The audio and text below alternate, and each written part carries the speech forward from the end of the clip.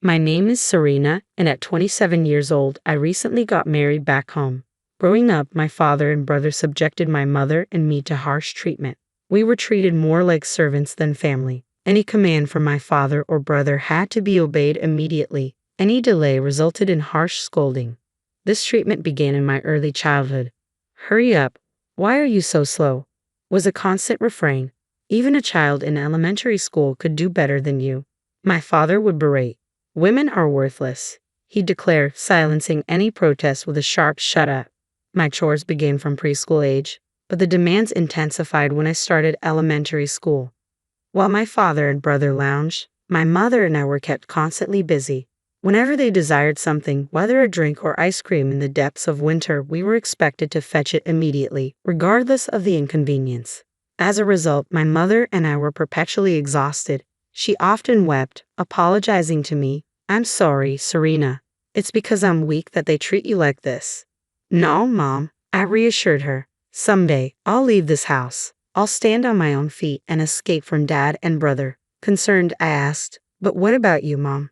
Her reply was simple yet resolute. "As long as you're happy, Serena, I'll be fine." When I reached 10th grade, thoughts of attending college began to occupy my mind. However, my father firmly believed that women did not need higher education. His traditional mindset dictated that a high school diploma was sufficient for a woman. Despite this, I was enrolled in a college preparatory program, and all my friends were making plans for university. I had a passion for learning and was determined to pursue higher education. Initially, my father opposed the idea, but my mother intervened. "She excels in her studies. That's why I support her going to college," she asserted. This sparked a confrontation. "Are you challenging me? I've said it countless times, women don't need education." My father retorted, "What good will it do when all she'll do is cook after marriage?" My mother stood firm, countering, "Education is never wasted. It will prove useful even after marriage and children." Reluctantly, my father agreed, but refused to finance my tuition. Undeterred, my mother used her savings to support my college aspirations. I was accepted into my first choice university, a private institution. Grateful yet burdened by the expense, I embarked on my college journey, which ultimately led me to meet my husband. I had always harbored a fear of men, but he changed that for me. He was remarkably kind. Our paths crossed at our college club, where his cheerful demeanor and knack for making others laugh stood out. Having grown up under the shadow of my father and brother, for the first time, I found myself feeling positively towards a man. I began to entertain the idea of dating someone like him, though I kept my feelings hidden and couldn't muster the courage to confess. As a result, we never dated during our college years. It wasn't until after graduation that we met again at a reunion. He had transformed into a sophisticated city man, a stark contrast to my rural upbringing and New York family home. During my university years, I had lived independently in an apartment, and after graduating, I found myself working in Manhattan, where I was known simply as Plain Jane at my company. I wasn't sure if someone as plain as me was suitable for him, but when he asked me to visit, I couldn't refuse. We reminisced about our club days and soon started dating. A year and a half later, he proposed formally, and we got married. As we started our own family, I began to worry about my mother back at my childhood home. The thought of her enduring continued abuse from my father and brother made me feel ill. "Hi, Mom. How have you been?" I asked cautiously. "I'm fine, but how about you, Serena?" she replied gently. "I'm doing well. Danny helps a lot around the house, and he might even be a better cook than me." "Really? Perhaps he takes after his father, the chef." "Could be. But please don't worry about me, Mom. And make sure to take care of yourself too, dear." "I will, Mom." Her words were kind as always, but I sensed something troubling beneath the surface. I had a gut feeling that she was still suffering from my father and brother's mistreatment. They harbored a deep-seated disdain for women, but my mother, with her scared face, bore the brunt of their cruelty. Before I was born, my mother had an accident that left a prominent scar on the right side of her face. My father would cruelly call it hideous and disgusting, so she always kept that side of her face covered with her hair. It was heartbreaking to see my mother, who had been injured defending my father, being insulted in such a way. It became evident that my father didn't appreciate her at all. Even my brother joined in, saying heartless things like, "Don't come to the open house. You're disgusting." I believe that such words should never be spoken, especially within a family. One sweltering midsummer day, my husband and I were enjoying a pleasant evening with chilled beer and snacks. Suddenly, the doorbell rang just before 9 p.m., leaving us wondering who could be calling at such a late hour. As we opened the door, there stood my mother. "Oh, Danny, Mom, what brings you here at this hour?" I asked, surprised. "Could you lend me $20? I'm sorry for bothering you, Serena and Danny," she replied softly. $20 is fine, but what happened?" I inquired, concerned. "I thought I'd go to a motel or something," she murmured. "A motel? What do you mean?" I pressed gently. "Right now, all I need is a place to sleep," she explained wearily. "What? Why? Did something happen?" I asked, growing increasingly alarmed. "They kicked me out of the house, your father and his lot. I have no money," she confessed. I froze in shock, unable to comprehend. As I urged her to share more, the details she revealed were beyond horrifying. That evening after dinner, Mom was busy with her usual housework when Dad and brother began demanding more alcohol and ice cream. Mom left with only her coin purse and smartphone to get what they wanted. However, when she returned, she found the door locked from the inside. "Unlock the door. I brought everything," Mom pleaded. "Just leave it there. We don't need you anymore," Dad's harsh voice replied. "Drop what you bought and disappear. Worthless wife," brother added cruelly. This left Mom utterly distraught. She had spent almost all her money and couldn't even afford a taxi, forcing her to walk all the way back home. "That's what happened." "That's terrible. Maybe you're just useless now," Mom lamented. "Serena, let's have your mother live with us," my husband suddenly suggested. "Really? Are you sure?" I asked in surprise. "Yeah, we have extra rooms. She can have one," he assured me. "But I don't want to intrude on your newlywed life," Mom protested. "It's okay. I see you as my own mother," my husband insisted warmly.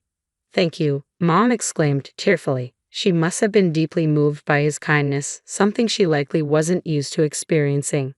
My husband had lost his mother young and was raised by his hard-working chef father. He had earned a college scholarship and understood the pain of others. Having such a husband, I came to realize how fortunate I was. He was the complete opposite of my father and brother. From then on, we began our life together as a trio. Whenever we returned home, Mom always had a hot meal waiting for us. "You don't have to go through all this trouble, Danny, and I can help with the housework," I offered.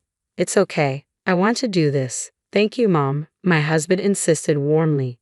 After a comforting home-cooked meal from Mom, I was feeling a bit guilty and relaxed when the doorbell suddenly rang. To my surprise, it was my father and older brother. "You're here after all. How could you send me a text like that? I don't want to be with you anymore." "What's that supposed to mean?" my father bellowed. "I simply told you how I feel," Mom retorted calmly. "Oh, you're getting bold now. Since when did you start acting so high and mighty?" my father sneered. "You were the one who asked me to leave, right? So I'm suggesting we get a divorce?" Mom shrugged. "I don't need an old lady like you around, but if we're divorcing, you better pay me alimony," my father demanded. "Excuse me?" I was shocked to hear my father demanding alimony from my mother. I couldn't believe what was happening. "Isn't that young guy I saw with your new boyfriend? That's cheating, isn't it?" my father accused. "No, it isn't," Mom responded firmly. "Oh, you two seem quite close though. We didn't do anything improper," my mother calmly clarified. I was taken aback. I had no idea my mother had been involved with a younger man. Panic set in. Was she really having an affair? If so, it would be detrimental to her since she and my father were not yet divorced. Concerned about potential legal repercussions if my father's accusations were true, I glanced at my mother. To my surprise, she winked at me, silently reassuring me that everything would be all right. "You despicable, disgraced woman. You won't survive alone once we divorce. Go ahead, pay me and live your pitiful life," my father scorned. "I'm fine with divorcing. I have a job," she asserted calmly. "What? A job? But you've always been a housewife." My father was dumbfounded, echoed by my brother's shocked expression. Neither my father nor my brother had any knowledge that my mother had been employed. She had kept it a secret from them, confiding in me discreetly. She had explained that she wanted to avoid them becoming financially dependent on her. "Oh, I understand now. Let's start anew. Come back home," my father pleaded as soon as he learned about the situation with the money. But my mother's response was cold and resolute. "Why would I? I'm not coming back. I'm filing for divorce. What? Why? I'm offering to reconcile, my father exclaimed. Why do you speak down to me? I'm not the weak person I once was. I don't need a cheating man like you, my mother retorted firmly. The accusation of being the cheating man stunned my father. My brother, sitting nearby, was equally taken aback. Did you say something to my business partner, Emma? My mother questioned. Well, he's seeing a woman younger than Serena. It's disturbing, downright disgusting, my brother interjected. No, you've misunderstood. It's not what you think. My father protested vehemently. What's there to misunderstand? Can you deny this after seeing the photo?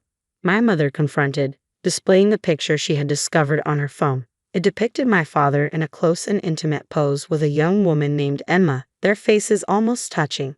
Seeing this, I couldn't help but feel disgusted by my father's actions. It was shocking to realize that this man was my father, behaving in such a despicable manner. How had my mother uncovered their relationship with Emma? It was through one of her business connections.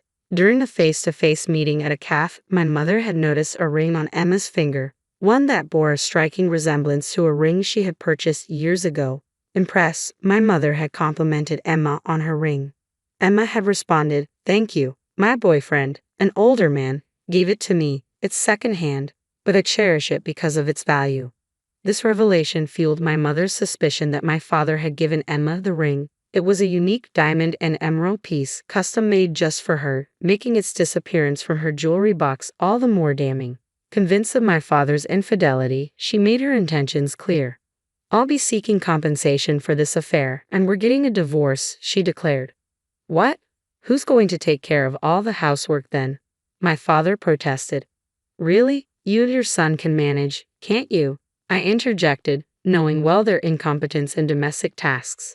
They had always relied on us women to handle everything, so they would undoubtedly struggle if my mother left. It made me question why they had driven her away in the first place. That's when I resolved to intervene. Why would you chase Mom away if you can't manage without her? I demanded. It was just to hurt that woman. I wanted her to suffer. I'm not the villain here, my father defended himself. You're still saying that. You're the one who cheated. You're despicable and disgusting, I retorted, finding a newfound strength to confront my father and brother. In the past, I hadn't been able to stand up to them, but now, with the support of my husband and seeing my mother's resilience, I felt empowered to protect my family. Meanwhile, my brother was in tears, unsure of what to do next. It became apparent that he couldn't even cook a basic meal. His culinary skills were limited to bacon and eggs and salads. I questioned if those even qualified as cooking. If they were so incapable in the kitchen, perhaps living on instant ramen for the rest of their lives would suffice. My mother wasn't a servant or a housekeeper. Why should she return home cheerfully after being betrayed? It was clear my father and brother were not thinking straight. They couldn't even hold a coherent conversation. Well then, since you've made your decision, we need to prepare. I'll find a good lawyer, my father declared. Hold on, I don't care anymore. I'm definitely getting a divorce. Whether through mediation or a trial, it doesn't matter. I've endured emotional distress because of you, and I might be entitled to significant compensation, my mother asserted firmly. No way, I won't allow it, my brother smirked arrogantly. Even if we divorce, the parent-child relationship won't end, he retorted. So, I'll still inherit when you're gone. That's not happening. I'm cutting you out of my will. After the way you've treated me, I won't let someone like you inherit anything. Did you know that by specifying my will, I can prevent you from receiving any of my assets? My brother's eyes widened in shock. He had never considered that his hurtful behavior could lead to such consequences. His outcry echoed loudly through our apartment complex. A burly man from the neighboring apartment, whom we usually avoided, emerged due to the commotion. He scolded my father and brother, who quickly fled as if fleeing for their lives. After my mother divorced my father, it was a difficult battle, but she secured substantial compensation. She completely cut ties with Emma, my father's mistress. My father appeared devastated, and my brother, realizing he wouldn't inherit anything, fell into a deep gloom. My father's career suffered, and he was gradually demoted to less significant roles before eventually choosing to resign. Meanwhile, my brother, working as a freelancer, struggled to make ends meet on his own. He reached out to me for help, but I ignored his calls and messages, cutting off contact. Following the divorce, my mother moved to a different apartment, feeling it best to create some distance from us. While my husband felt a sense of loneliness, I believed the separation might be beneficial. Even now, the three of us occasionally gather for dinner, which is truly enjoyable. However, soon we will become a family of 4, as I am pregnant. I have no intention of allowing my child to meet their grandfather. I cannot bear the thought of such a despicable man being near my child. From now on, I am determined to become a stronger woman for the sake of my husband, my mother, and my child. After a tense confrontation with my mother-in-law, who harshly criticized my employment status and educational background, the situation escalated when she unexpectedly threw hot water at me. This shocking and unwarranted act could have caused serious harm, but thankfully, I escaped injury. I was stunned by her extreme behavior, especially since my husband, Eric, was the one without a job, not me. Her unreasonable actions had been building up my resentment to a breaking point. I resolved to leave, declaring firmly, "If this is how you feel, I have no choice but to go." My mother-in-law, surprisingly, seemed almost pleased by my decision, showing no remorse. Unable to tolerate the toxic environment any longer, I decided to return to my parents' home. Unbeknownst to her, I had been the primary financial supporter of her household, having earned approximately $41,000 a month from stock trading after leaving my previous job. Despite being pushed out, I was confident in my ability to support myself independently. Eric and I had met in college, both studying economics with aspirations of careers in finance. After landing jobs at different brokerage firms, Eric proposed, and I eagerly accepted, looking forward to our future together. However, our plans changed unexpectedly when Eric asked me to quit my job and move in with him and his mother to keep her company after his father's passing.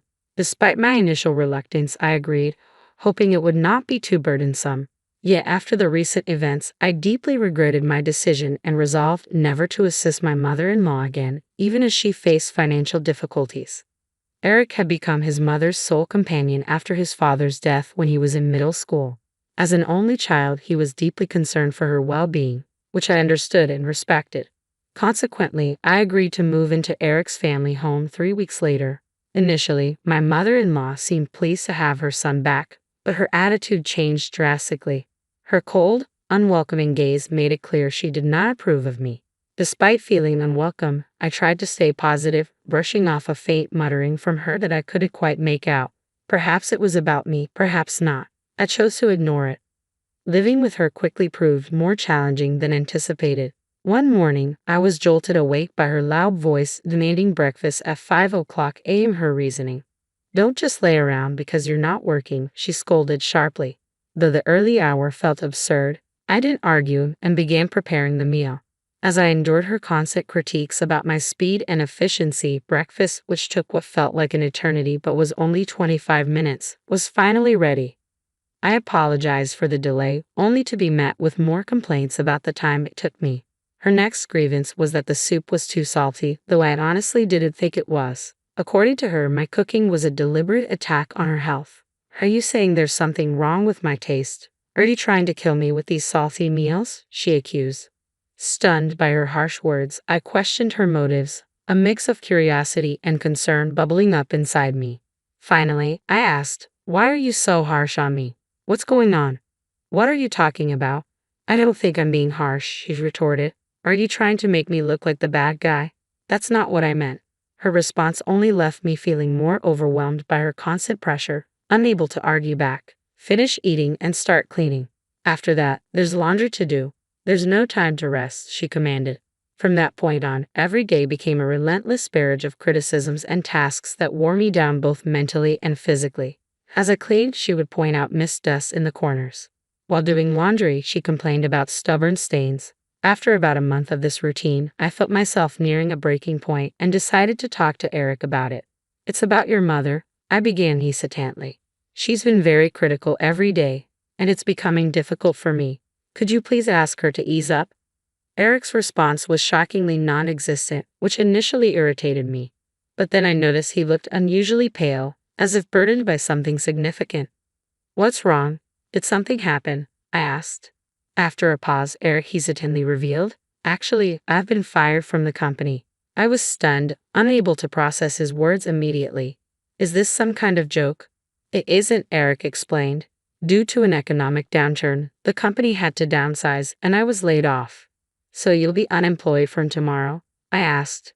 Well, I can work for one more month after receiving the notice of dismissal, he said. But fortunately, I've been using my knowledge from my time at the securities company to trade stocks. Though it was challenging at first, I'm now earning about $41,000 a month. So we're not struggling financially. I comforted Eric and for a brief moment, set aside the ongoing harassment from my mother-in-law.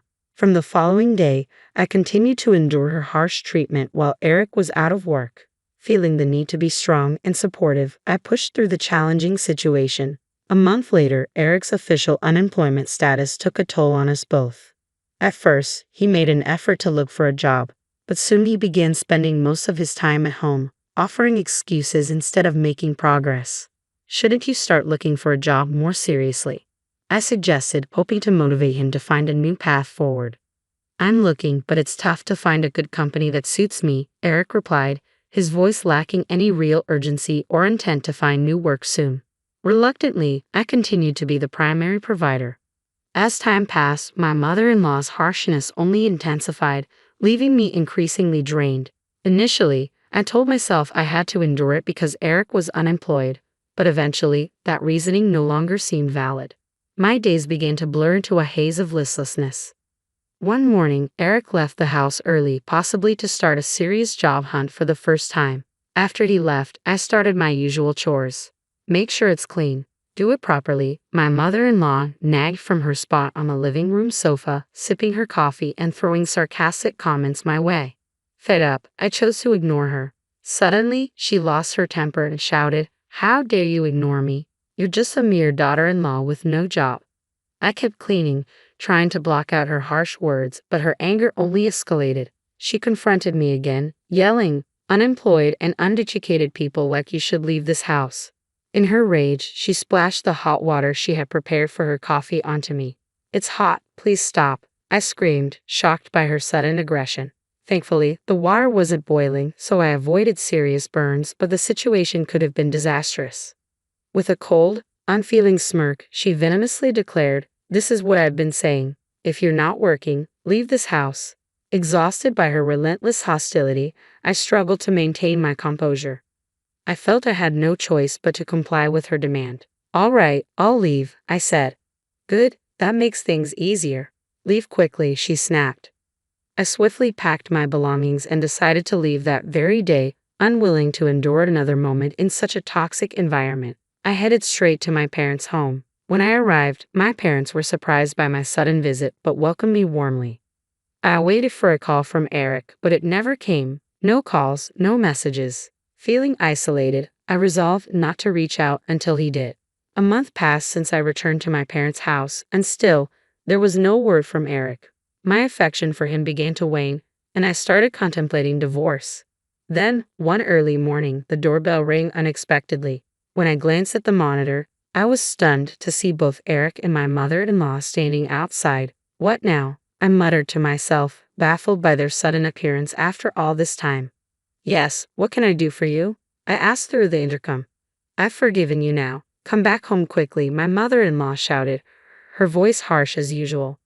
"Forgiven me? What are you talking about?" I was perplexed. I hadn't done anything that required forgiveness from her. After expressing my confusion, I ended the intercom call, boiling with frustration at her presumptuous attitude. However, they didn't leave. Instead, they began banging on the front door violently. "Don't just hang up on me. Come on, let's go back," my mother-in-law yelled, her voice echoing with urgency and irritation. Concerned that their loud presence might disturb the neighborhood, I felt a surge of anxiety about their relentless insistence. Reluctantly, I opened the door and invited them inside. After settling them on the living room sofa, I asked about the reason for their sudden and unexpected visit. It was particularly baffling since it was my mother-in-law who had insisted I leave, and now she was asking me to return. The whole situation was bewildering. "You're the one who told me to leave. There's no way I can go back now," I asserted firmly, my frustration evident. My mother-in-law accused me of being childish and claimed she had forgiven me, insisting that I return and stay at her house. She even went so far as to say she'd allow an unemployed and uneducated person like me to stay there. But I'm not the unemployed one, it's Eric, I retorted, hoping to clarify the situation. If I go back, he'll just take advantage of me every day. I might not be working, but what about your son? Eric seemed taken aback by this revelation, and my mother-in-law looked confused, indicating that Eric hadn't informed her about his job loss. Press further. Eric finally admitted to being laid off from the company. Apologies and explanations followed, with Eric trying to justify his silence by relying on my income for financial stability. My mother-in-law, shocked by the news, expressed her anger toward Eric for not finding a job yet. Why did you keep quiet about this? What are we going to do now? She scolded him. Eric assured her that my income would be sufficient for the time being, which only led my mother-in-law to label him as worthless for not actively seeking employment. Fed up with Eric's excuses and the entire ordeal, I couldn't believe they expected me to just return and act as if nothing had happened. When my mother-in-law suggested I come back, I flatly refused, given all the mistreatment I had endured. Their unexpected visit quickly spiraled into a heated argument, especially when the truth about my mother-in-law's shocking act of pouring boiling water on me came to light. Eric was horrified upon learning about the incident and confronted his mother. Why did you do that? He demanded. She confessed, attributing her actions to my perceived neglect. This revelation sparked a fierce exchange between Eric and his mother, forcing me to intervene. I suggested they take their dispute back to their own home, highlighting the discomfort their loud arguing caused in someone else's space. This seemed to shift their attitude. The once assertive and domineering pair now resorted to pleading, begging me to return and promising no further trouble. However, I saw right through their assurances. Eric's promise to find a job seemed insincere, and my mother-in-law's vow to refrain from causing trouble appeared equally unreliable. I voiced my doubts, making it clear that their promises felt empty and that they would likely take advantage of me again. Their silence in response only confirmed my suspicions. Leaving them in the living room, I retreated to my room to collect my thoughts. When I returned 10 minutes later, they were still seated in silence, heads bowed as if reflecting on the situation. Frustrated by their quietude, I broke the silence. How long do you plan to stay silent? It doesn't matter to me anymore. Rather than waiting for a verbal response, I took decisive action. I handed Eric a document I had prepared in advance, a pre-filled divorce form with my signature. Eric looked at the document, utterly confused and taken aback. It's a divorce form, I said bluntly. I'm done with someone who won't find a job and didn't even contact me after I went back to my parents' house. Don't do this. This is too sudden, he protested, his stubbornness further irritating me. It was clear he was oblivious to how his actions had been the root of our marital problems. Unmoved by his pleas, I stood firm in my decision. I was ready to move on from the turmoil and start anew, free from the dysfunction that had overshadowed my life for too long. My decision to divorce Eric was final, and nothing he could say would change that. Still in shock, Eric questioned if the divorce was too harsh. I responded firmly, unwavering in my resolve.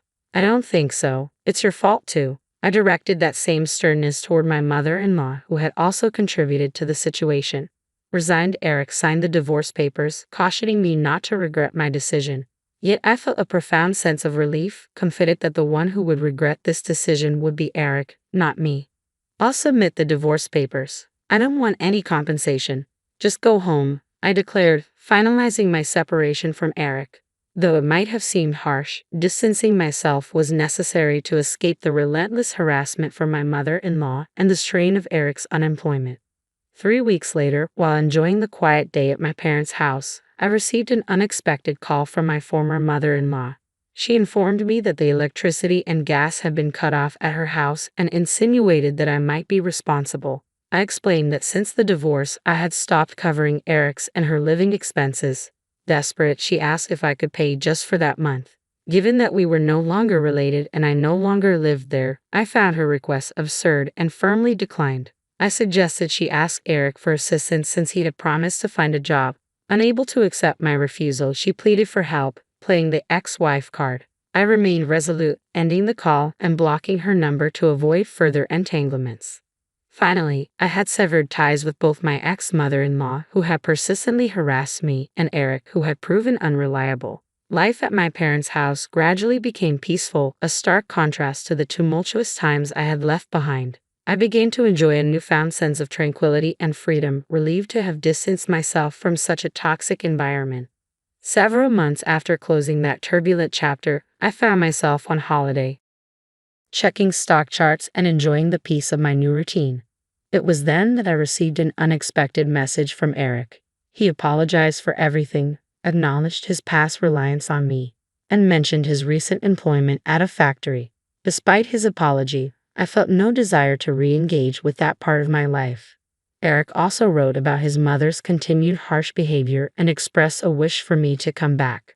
Reading his message, I was convinced that reconciliation was off the table. I decided to block Eric's number, choosing to permanently close that door. 8 months post-divorce, life took a more positive turn when a friend introduced me to a new man. He was dependable, treated me with respect, and despite our age difference, we found a strong connection. While we weren't rushing toward marriage, I cherished the happy moments we shared.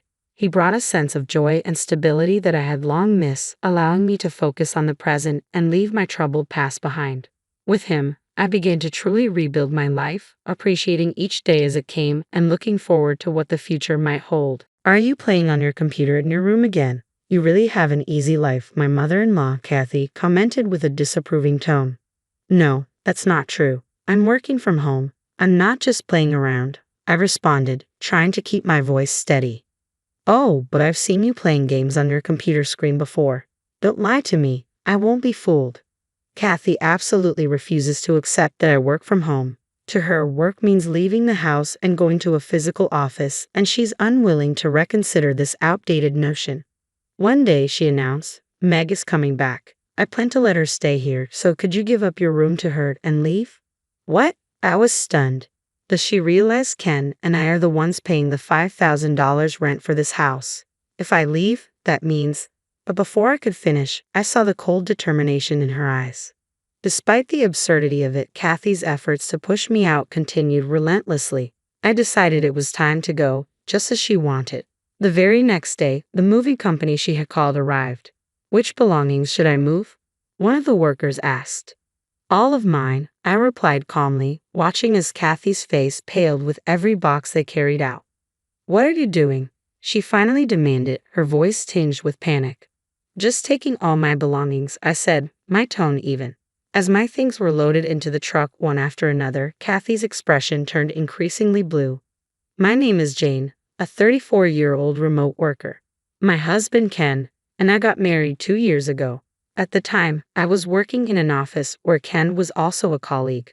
The company was small but had a warm, welcoming atmosphere. We often went out for drinks with our coworkers, and through our shared love of reading, Ken and I grew closer. After 3 years of dating, we got married. It was a beautiful workplace romance that blossomed into a life together.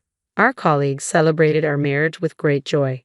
Shortly after our wedding, I decided to pursue my long-held dream of working from home and left my office job. My juniors were teary-eyed as they wished me well. We'll miss you, senior. Please come visit us, they said, sending me off with bouquets and warm hugs. It was a wonderful company, and I hoped Ken would continue to thrive there. Since childhood, I've loved reading, which naturally led to a passion for writing novels. In my spare time, I would write and enter contests. One day, one of my works caught the attention of a publishing house that had previously shown interest in me. That was the moment my dream became a reality. I became a professional novelist. I quit my job just as we got married and made my debut in the literary world. Initially, Ken and I lived in a small apartment, where our life together was simple but filled with happiness. He was incredibly supportive, giving me the time I needed to write and even helping with household chores, especially when deadlines loomed. We truly supported each other. However, our peaceful life took a sudden turn when we received news that my father-in-law, Ben, had fallen ill. We rushed to the hospital, but it was too late. Lying quietly in the hospital bed was Ben, who had already passed away. Dad, Ken cried, but there was no response. No matter how much we called, Dad wouldn't wake up. Kathy held his cold hand, weeping. Dad. His passing left a profound impact on all of us, especially Kathy, who clung tightly to him, her sobs echoing through the room. I hadn't known Ben well, but seeing their grief, I couldn't help but cry with them. Little did I know then just how much his death would change our lives moving forward. As a novelist, my career was thriving. I had a book published and a series was starting in a magazine. My work was progressing smoothly, and my income was steadily increasing. Ken was my biggest supporter. "Jane, you're amazing," he would say, beaming with pride. "Quitting your job to focus on your writing was the right decision. I'll support you all the way. Keep it up." His encouragement was my greatest strength. 2 years had passed since Ben's death. Kathy, who had been deeply depressed initially, was gradually regaining her spirits and managing to live on her own. Meg had gotten married and moved to a place a bit far from her childhood home, making it difficult for her to visit often. Since we lived close to Ken's family home, Kathy frequently contacted Ken, inviting us over. "Are you well? I bought some delicious sashimi today. Let's eat together," she would say. Or, "I accidentally bought 2 packs of eggs. Could you come over and take one?" Ken believed she must be lonely living alone, so we tried to visit as often as possible. Remembering the grief-stricken look on Kathy's face when Ben passed away, I wanted to comfort her, so I would often interrupt my work to accompany Ken. Seeing her face light up when we arrived made us both feel relieved. However, the frequency of Kathy's calls began to increase, and it started to affect my work deadlines. Around this time, Ken suggested, "Jane's work is being impacted, and I'm getting tired too. How about we move in with my mother?" The idea took me by surprise. Living together, I remembered stories from friends who had lived with their mothers-in-law and felt a wave of anxiety. "Can I manage it with your mother?" Ken reassured me, "It'll be fine, Jane. We'll set up a dedicated workroom for you so you can work without interruptions. We'll also ensure our bedroom and personal spaces are private.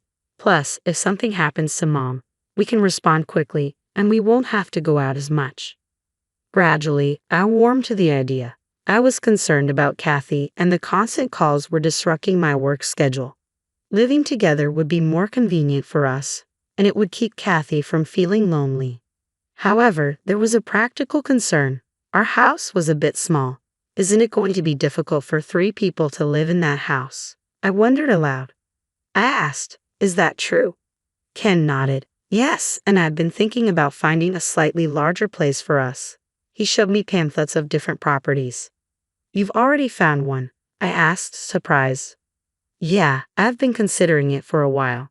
I think this apartment would be comfortable since it has many rooms," Ken replied.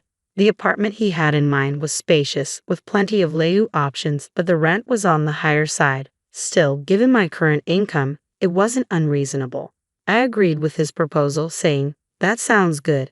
Ken smiled warmly and said, "Thank you." He immediately contacted his mother, Kathy, who readily agreed to the plan. Kathy sold her house, and we all moved into the new apartment together. Looking back, I wish I had taken more time to understand Kathy before deciding to live together. I never imagined that this casual agreement would lead to deep regret later. At first, Kathy loved the new apartment. It had enough rooms, a spacious kitchen, and even a sauna in the bathroom. The rent was high at $5,000, but the place was comfortable and met all our needs. The newly built apartment had that pleasant new house smell, and both the interior and exterior were spotless. Seeing Kathy so delighted, almost childlike in her happiness, made me think that maybe living together was the right choice. Initially, everything went smoothly, and we lived together harmoniously. I had explained my work-from-home situation properly, and Kathy even helped with the household chores. Ken found it more convenient to commute since our new apartment was closer to the station, and he spent the extra time he gained with us. However, after a while, I noticed a change in Kathy's attitude. "Jane, what are you doing in your room all day? If you're just playing, can't you do something more productive?" she asked one day. "No, Kathy, as I mentioned before, I'm working," I replied. "I know you say it's work, but you're always engrossed in games, right?" she insisted.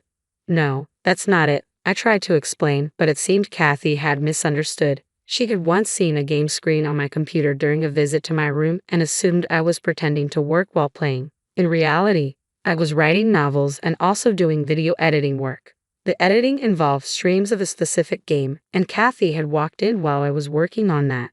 Actually, in addition to writing novels, I also do video editing as a side job, I explained. Video editing? What's that? I don't quite understand, but it's still a game, right? Kathy responded, her tone skeptical. No, it's not, I tried to clarify. But Kathy shook her head, refusing to listen. I won't be fooled anymore. I was helping with household chores because you said it was work, but I'm not doing it anymore. You should handle all the housework. Working from home sounds suspicious. Work should be done outside. Kathy, it's possible to work without leaving the house nowadays. I tried to reason with her. Don't try to deceive me, she snapped. I was surprised and confused by Kathy's sudden change in attitude. After that, her harsh treatment toward me intensified day by day.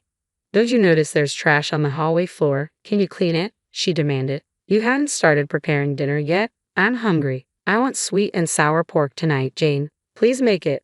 Kathy stopped helping with household chores altogether, leaving everything to me. I had to interrupt my work daily to take care of the household tasks. When it was just the two of us, I could manage cooking in between work, but after Kathy moved in, it became increasingly difficult.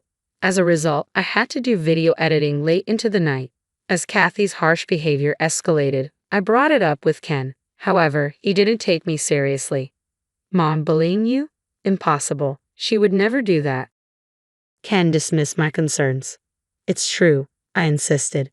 Recently, she's left all the household chores to me, so I can't focus on my work. You're overthinking it, Jane. Mom is getting older and tires easily. Maybe that's why it feels like she's bullying you.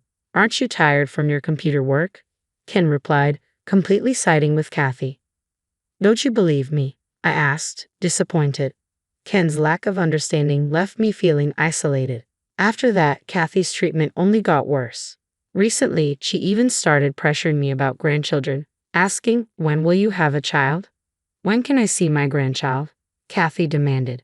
When I calmly explained that it was something for Ken and me to decide as a couple, she shot back, are you infertile? I'll introduce you to a doctor, and started dialing the hospital. I quickly took the phone from her.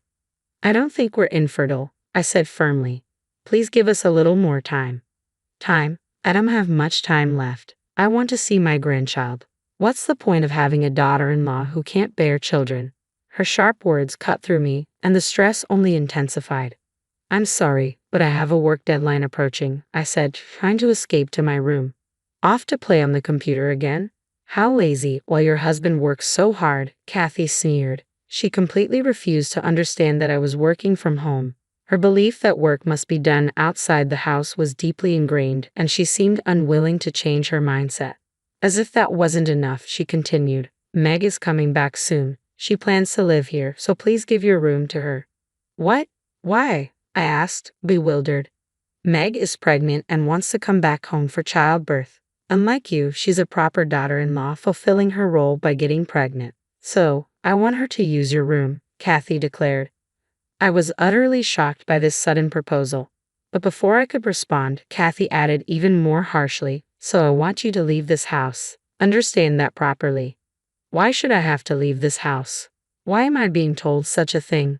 This is my home too, I protested, trying to make sense of the situation. Kathy laughed scornfully. You say it's your home, but you're just a parasite who doesn't do any proper work. In fact, you're just in the way. If you want to play on your computer, you can go somewhere else. There's an internet cafe near the station. Unable to bear Kathy's relentless pressure, I finally said, okay, I'll leave, and decided to move out as she requested. Kathy's triumphant smile only deepened as I immediately went back to my room and began packing. I could hear her humming happily as I did so. That night, I decided to consult with Ken one more time. I wanted to gauge his reaction, but Ken never seemed to understand my feelings. My mother couldn't have said such a thing. It's just another one of your delusions, Jane. Stop making Mom suffer. Me? Making your mother suffer? Isn't it the other way around? I retorted, but he wasn't listening. If Maggie's coming back home for childbirth, why don't you go back to your parents' home for a while? It would be easier for her, and it's just for a short time, he suggested. I couldn't believe what I was hearing. He wanted me to leave too. That was the breaking point. I felt my love for Ken start to fade, and I began to prepare for the move with new resolve. Kathy, clearly pleased that I was leaving, quickly arranged for a moving company. The next day, the movers arrived, arranged by Kathy herself. "Which belongings should we move?" they asked. Before Kathy could speak, I quickly responded, "All of my belongings, please." "All of them? What do you mean by all?" the movers asked, confused. "Everything," I replied calmly. "All the furniture and appliances in this house." Kathy's face flushed with shock. "Wait, what? What are you saying?" I continued to ignore her. "Would you like to move these items to your new home, or should we buy them from you?" the mover asked. "Please purchase them," I said without hesitation. Kathy, now in a panic, grabbed my arm and shook me hard. "What are you saying? Answer me." I knew the moving company Kathy hired also dealt with purchasing goods, which is why I had decided to sell everything. The movers began carrying out the furniture and appliances one by one. Kathy watched in disbelief as her belongings were taken away, but I remained calm. "Wait, what are you doing?" she demanded. "I'm just taking all my belongings," I replied, unbothered by her distress. "This is unbelievable. We have no place to live," Kathy cried out. "That's not my concern. I purchased these items for this house," I stated firmly. "Lies. You're lying again," she spat back. "If you think it's a lie, ask your son to confirm," I suggested coolly. Desperate, Kathy called Ken, who was at work. "Hey, is it true that Jane bought all the furniture and appliances in this house?" Kathy asked Ken frantically over the phone. "Yeah, Mom, that's right. Is there a problem?" "I'm in a meeting right now," Ken replied, sounding impatient before hanging up. I handed Kathy a piece of paper. "I'll leave this for you," I said. She looked down at it and saw that it was a divorce petition already signed by me. "What is this?" "I've decided to get a divorce," I stated calmly. "I'm leaving this house." "Divorce? Why? I never said you had to leave," Kathy exclaimed, clearly taken aback. "After being bullied by you and told to leave for your daughter's childbirth, do you think I have any reason to stay? Your son is a mama's boy who only listens to you and never tries to understand me. You said a daughter-in-law without grandchildren is useless. My role as your daughter-in-law ends here. Please give this divorce petition to your son." Kathy was initially stunned, but quickly retorted, "Maybe that's for the best. Now my daughter can stay here comfortably, and I won't have to deal with your seclusion anymore. I can use this big kitchen all by myself. How thankful I am." I responded coolly, "Well, whether your son can afford the rent for this house is another matter." She looked confused. "What do you mean?" "The rent for this house is $5,000 a month," I informed her. Her complexion changed. $5,000? "Yes," I confirmed. "I have been paying it with the earnings from my novels." "Novels?" Kathy was clearly shaken. "Here's the translation of your text," I continued, handing her a paper. Of course, Ken's salary alone could never cover a $5,000 monthly rent. "You've always criticized me for just playing on the computer, but in reality, I've been working hard. I write novels, have published books, and even made it onto the bestseller list in newspapers. But I guess you wouldn't understand, since you think of me as a recluse." Kathy was at a loss for words. "And about those games you mentioned, I have a talent in that field too. My editing work has increased, and so has my income. I've been paying for all the living expenses and miscellaneous costs of this house." The arrogant attitude Kathy had just moments ago completely vanished. "Jane, wait a minute. I was wrong. I had no idea about any of this. Please don't leave. Without you, we can't live," she said, clinging to my feet. "What is this all about?" I muttered. "It seems to me that you only need me to pay the rent." Kathy's eyes widened in surprise. "No, it's not like that," she frantically denied. "I said it wrong. You are needed by our family, by my son, so please don't think about divorce. Stay here, I'm begging you." But I calmly replied, "It's too late, Kathy. I've already found a new place to live. I plan to spend my time there freely, writing my novels," I quietly told Kathy. She was trembling as she dialed her son. "He's in a meeting," she shouted in frustration, but she persisted. "Jane says she's leaving the house. She wants a divorce. What should we do? What about the rent?" Once again, her only concern was the rent. She handed me the phone, and Ken's desperate voice came through. "Jane, what's happening? Why a divorce?" "You never listened to me," I replied calmly. "You even told me to leave, just following your mother's orders." "That was just temporary," he insisted. "I didn't mean forever. I've tried to talk to you many times about the way your mother treated me, but you always took her side. I can't stay here any longer. The movers are already here. I'm leaving. So enjoy living with your family starting tomorrow, and do your best to pay the rent. I hung up the phone. Everything is done. What's next? The movers asked, the room now completely empty. Yes, we're ready to leave, I said, picking up my bag and turning towards Kathy. I appreciate everything, Kathy. Take care. With that, I left the house with the movers. When Ken returned from work, he found the house empty, no furniture, no appliances, and Kathy sitting alone, looking lost. He too stood there, bewildered by the emptiness. Ken initially opposed the divorce, but I submitted recordings of the bullying I had endured as evidence through a lawyer and formally filed for divorce. Eventually, Ken accepted the situation, and we officially divorced. Without my income to cover the $5,000 rent, the family had no choice but to cancel the lease. By the time my sister-in-law returned, Ken, Kathy, and Meg had moved into a small rental apartment. They had to purchase new furniture and appliances, which left them with little money for rent, forcing them into an even more cramped living space. To make matters worse, it turned out that Meg hadn't returned home for childbirth, but because she had been divorced after an affair and kicked out by her husband. She might have expected to live in a luxurious apartment, but instead, she faced life in a small, cramped space, along with the added burden of alimony debt. From what I've heard, the entire family is barely making ends meet with their jobs. Meanwhile, I bought a new high-rise apartment. There, I freely write novels, work on video editing, and live comfortably without having to consider anyone else. I eat what I want, rest when I please, and enjoy my days in peace. I've even started a new series, and the joy I find in my work is unending. For now, I plan to stay away from romance and marriage, fully enjoying my single life focused on my career. Housework and child rearing are the wife's responsibilities. By pushing all of that onto your husband, you're failing as a wife, my mother-in-law declared, unable to accept that her son was involved in household chores and parenting. She added, "Don't forget how your life is being supported. It's thanks to your husband that this household runs smoothly. Aren't you lacking in gratitude?" The other day, she even remarked, "I did the laundry. I'm not just a helper around the house." My husband remained silent, never once defending me. Instead, he warned, "If I ever wanted a divorce, you and our daughter wouldn't manage on your own. Understand that."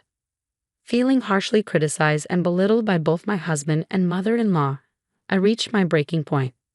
I'm Katie, a 30-year-old office worker.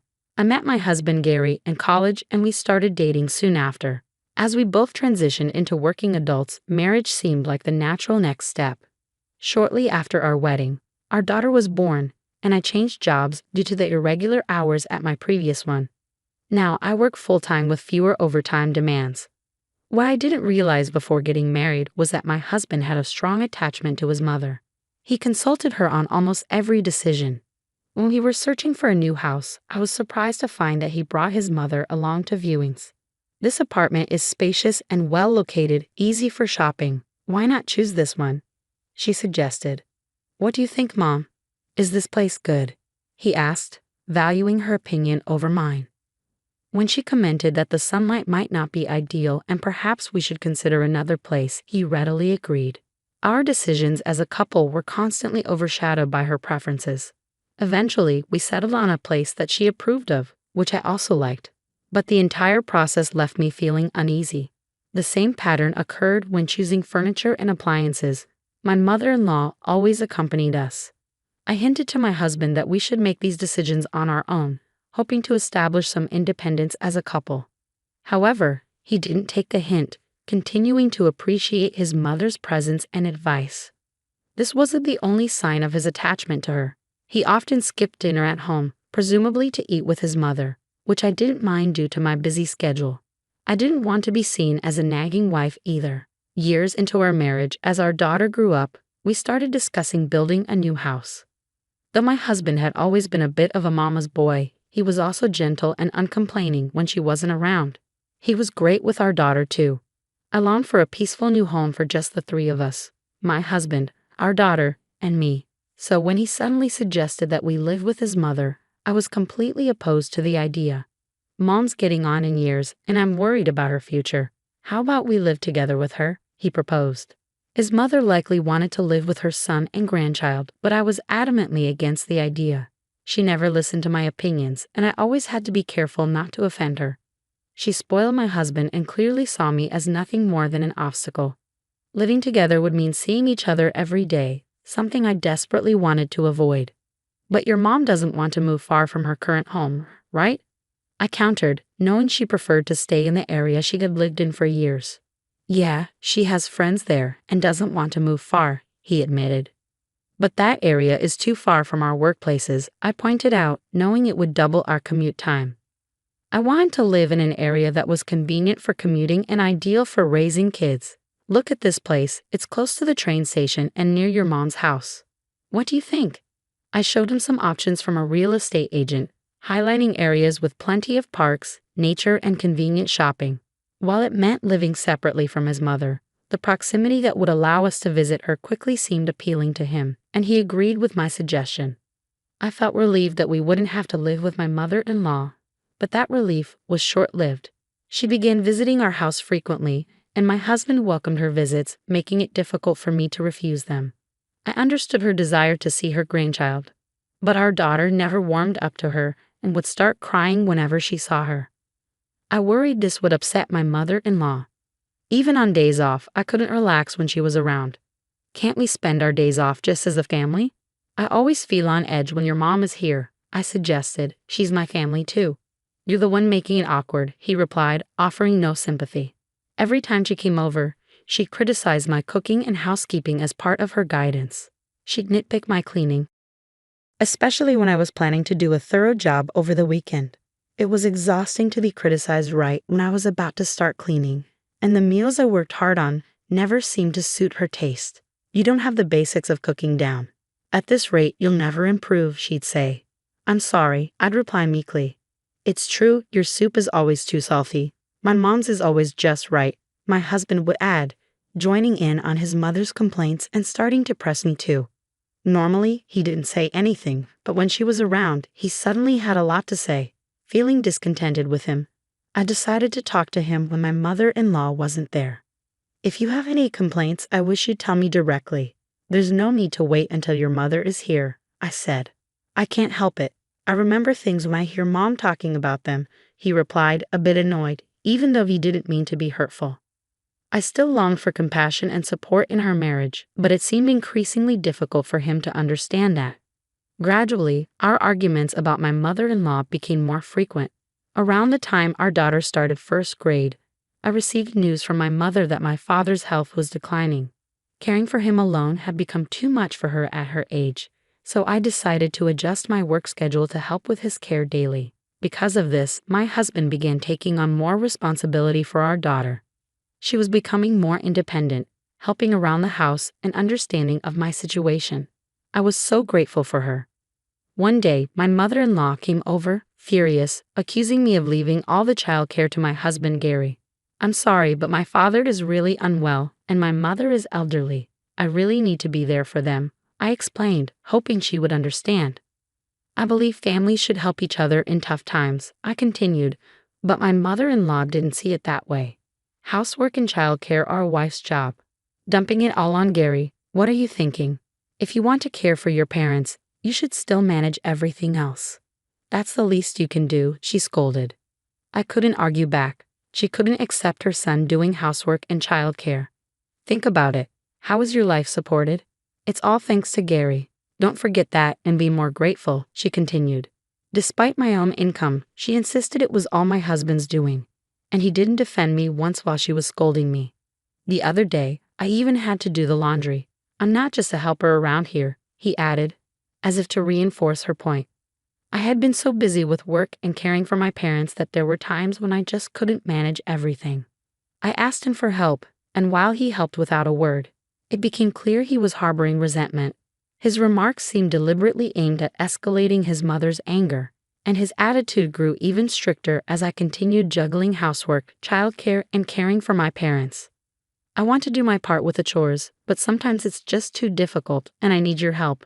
Even if you can't take care of our child, at least take care of your own things, like tidying up after yourself, I pleaded. What are you saying? Protecting the home is a wife's duty. Why should I have to do it? Are you trying to push your chores onto me?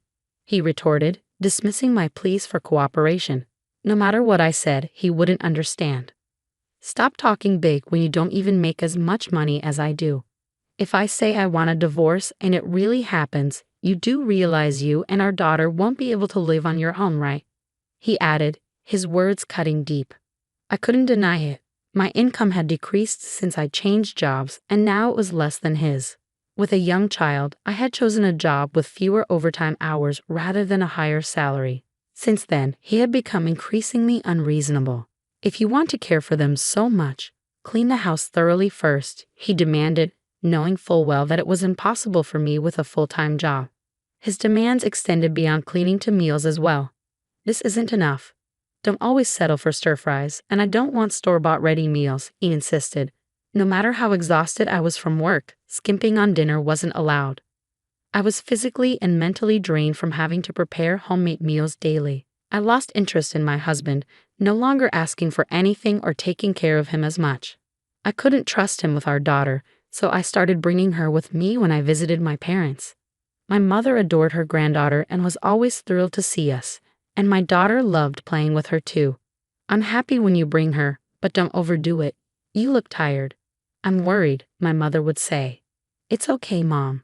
I'm relieved you're here to watch her, I would reply, feeling guilty for relying on her so much. Time passed, and my father passed away. My mother and I had to manage many things, and we discussed our family's future.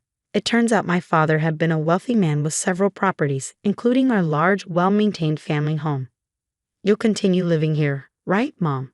I asked. I assumed my mother would want to stay in the family home, but she thought differently. This house is too big for me alone, she said. Eventually, she decided to move to a flat, and I would take over the family home. After the funeral, I stayed at the family home with my daughter to sort through my father's belongings and handle inheritance matters. One day, while my mother took my daughter out, I was left alone, absorbed in my tasks. Suddenly, my mother-in-law and husband showed up at my parents' house. Why are you here so unexpectedly? What do you want? I asked, startled by their unannounced visit. I heard about it. You've inherited this house, haven't you? My mother-in-law said, her eyes greedily sizing up the mansion. With all this space, there's no problem for all of us to live here. What? I couldn't grasp the meaning of her words and exclaimed in surprise. With a malicious smile, my mother-in-law continued, We're moving in today. It's time to re-educate you properly as a daughter-in-law. Daughter-in-law? Educate? I was incredulous. It was almost laughable. I stared them down and declared, Me, your daughter-in-law? I'm single, you know. What are you talking about? They seemed confused by my statement. I've already filed for divorce, so we're strangers now. Unfortunately, there's no daughter-in-law here for you to educate. They were dumbfounded, clearly not expecting me to have actually filed for divorce. How absurd! That's outrageous, my mother-in-law exclaimed. It's neither absurd nor outrageous. Gary himself initiated the petition for divorce and received the summons from the court. I said calmly, She's delusional, a wife defying her husband. My mother-in-law was fuming, her anger escalating. I had sent the response back to the court just before my father passed away. My husband had been no help during my father's illness and had only made things harder for me. My love for him had long since withered, so I agreed to the divorce by sending the papers back to the court, making his threat a reality. I had initially intended to discuss the divorce with him, but neither he nor my mother-in-law would listen. Then my father passed away and the moment was lost. As I listened to her barrage of harsh words, my patience finally snapped. Expecting a wife to obey her husband in everything is an outdated notion. I'm neither a housekeeper nor a maid, I said firmly. I didn't care if my mother-in-law hated me anymore. I was no longer her daughter-in-law. How dare you speak like that? Don't get above yourself, she raged, lunging at me. I tried to resist, but she was surprisingly strong. Stop it. Let go, I shouted, struggling to break free. How could you divorce without discussing it? Unbelievable. Such a terrible daughter-in-law, trampling on my son whom I raised. Her eyes were bloodshot with fury as she glared at me. Come on, do something about your mother. I pleaded with my husband, but he just stood there, motionless, unable to accept the reality of the divorce. Realizing I couldn't handle this alone, I struggled with my mother-in-law as I somehow managed to call the police. Even as the officers arrived and I explained the situation, her anger showed no signs of abating. "Please calm down," the police officer said, reaching out to my mother-in-law. "Stop it, don't touch me." She reflexively brushed him off, but in the process, her hand struck the officer's face, leading to her immediate restraint. Despite this, her agitated state continued to pose a danger, so she was taken to the police station. As I watched the police car drive away, I approached my husband, who was standing there dazed. "I'll be claiming alimony for the mental anguish you caused me," I said. "Alimony?" he asked, still in disbelief. "Yes, I've recorded everything," I replied calmly. My husband stood there gaping, seemingly lost without his mother to rely on. Time passed, and one day, my ex-husband appeared at my workplace, apparently through a mutual acquaintance from university. Bad rumors about him had spread at his job. Talk of a runaway wife, mother-in-law problems, and pity for the wife circulated among his colleagues, making him uncomfortable enough to decide to resign. I was shocked to see him. His hair was unkempt, a scruffy beard covered his face, and his overall appearance was disheveled. He had fallen into gambling due to stress and was struggling financially. Given his mother's own gambling habits, his income alone wasn't enough. "It's a nuisance, you coming to my workplace," I said coldly, no longer able to muster any sympathy for him. "I told you, but you never respond when I contact you," I said firmly. "I don't want anything to do with you or your mother anymore," I asserted. "Hear me out, please. Can we reduce the child support? It's been really tough lately," he pleaded. The amount was agreed upon by both of us. "You wanted to do what was best for our child," I reminded him. He clicked his tongue in frustration, glaring at me. "Things have changed. My income is lower, and I hardly get any bonuses," he argued. I knew that if they stopped gambling, they could manage life while still paying alimony and child support, but he didn't see it that way. He wanted to shirk his responsibility as a father. "Look, we're both struggling on a single income. Shouldn't we give it another try?" he suggested, proposing remarriage out of financial desperation. I was utterly disgusted. His hypocritical manner of proposing infuriated me. "Remarry? No way. I never want anything to do with a mama's boy like you again," I retorted. "Mama's boy?" he reacted, clearly not self-aware. "You can't make a single decision without your mom. The house, the furniture, the appliances, you consulted her for everything," I continued. He tried to defend himself, but I cut him off. "I know you always go shopping for clothes with your mom and have her pick them out for you. That's generally called being a mama's boy, you know." My ex-husband grunted as if struck by the truth of the matter. He considered himself a devoted son, but to me he was just a dependent mama's boy. "And you," I added, "you always used to make fun of my income. Well, that's going to end now." "What do you mean?" he asked, his tone filled with disbelief. "Actually, I'm earning more than you now." "What? That's impossible. There's no way you earn more than me," he scoffed. "It's true. I got a promotion. Yes, I was recognized for my hard work at my new job and am on the path to success." He refused to accept my words, stunned. It made sense, though. He always flaunted his high salary and looked down on me. He never imagined that the wife he belittled would end up earning more than him. "You don't have to believe me, but I can show you the pay stubs anytime," I said confidently, knowing that my substantial income, along with my inherited father's estate, had changed the dynamics completely. I can live comfortably without a husband. My days are now pleasantly quiet, free from his domestic demands and his noisy mother. "So if that's the case, give me a share of the inherited house and other properties." "I have a right to them," my ex-husband insisted. I sighed and explained, "Listen, inherited property isn't considered part of the marital assets. Sorry, but you have no claim to it." "Damn it, this is all because you filed for divorce without my consent," he shot back. "I did nothing wrong," I said firmly. It was clear he was struggling to accept the divorce. "If you did nothing wrong, why did we get divorced?" "I was busy with the kids. Did you help at all?" he demanded. "You didn't do anything." "That's because you didn't manage the household properly," I retorted. "I asked for your help. Spouses should support each other during tough times. My love gradually faded because you failed to understand the importance of cooperation and support in a marriage." He couldn't grasp how I felt, especially when I needed support the most and didn't get it. It was unfair to expect me to handle all the household chores and childcare while working full-time. His belief that housework and child-rearing were solely a wife's responsibility showed his reluctance to share responsibilities. "You're the problem for trying to involve the husband," he argued, his voice rising. His ingrained mindset, likely shaped by his mother, seemed impossible to change. Eventually, he created a scene outside my workplace and was escorted away by security guards.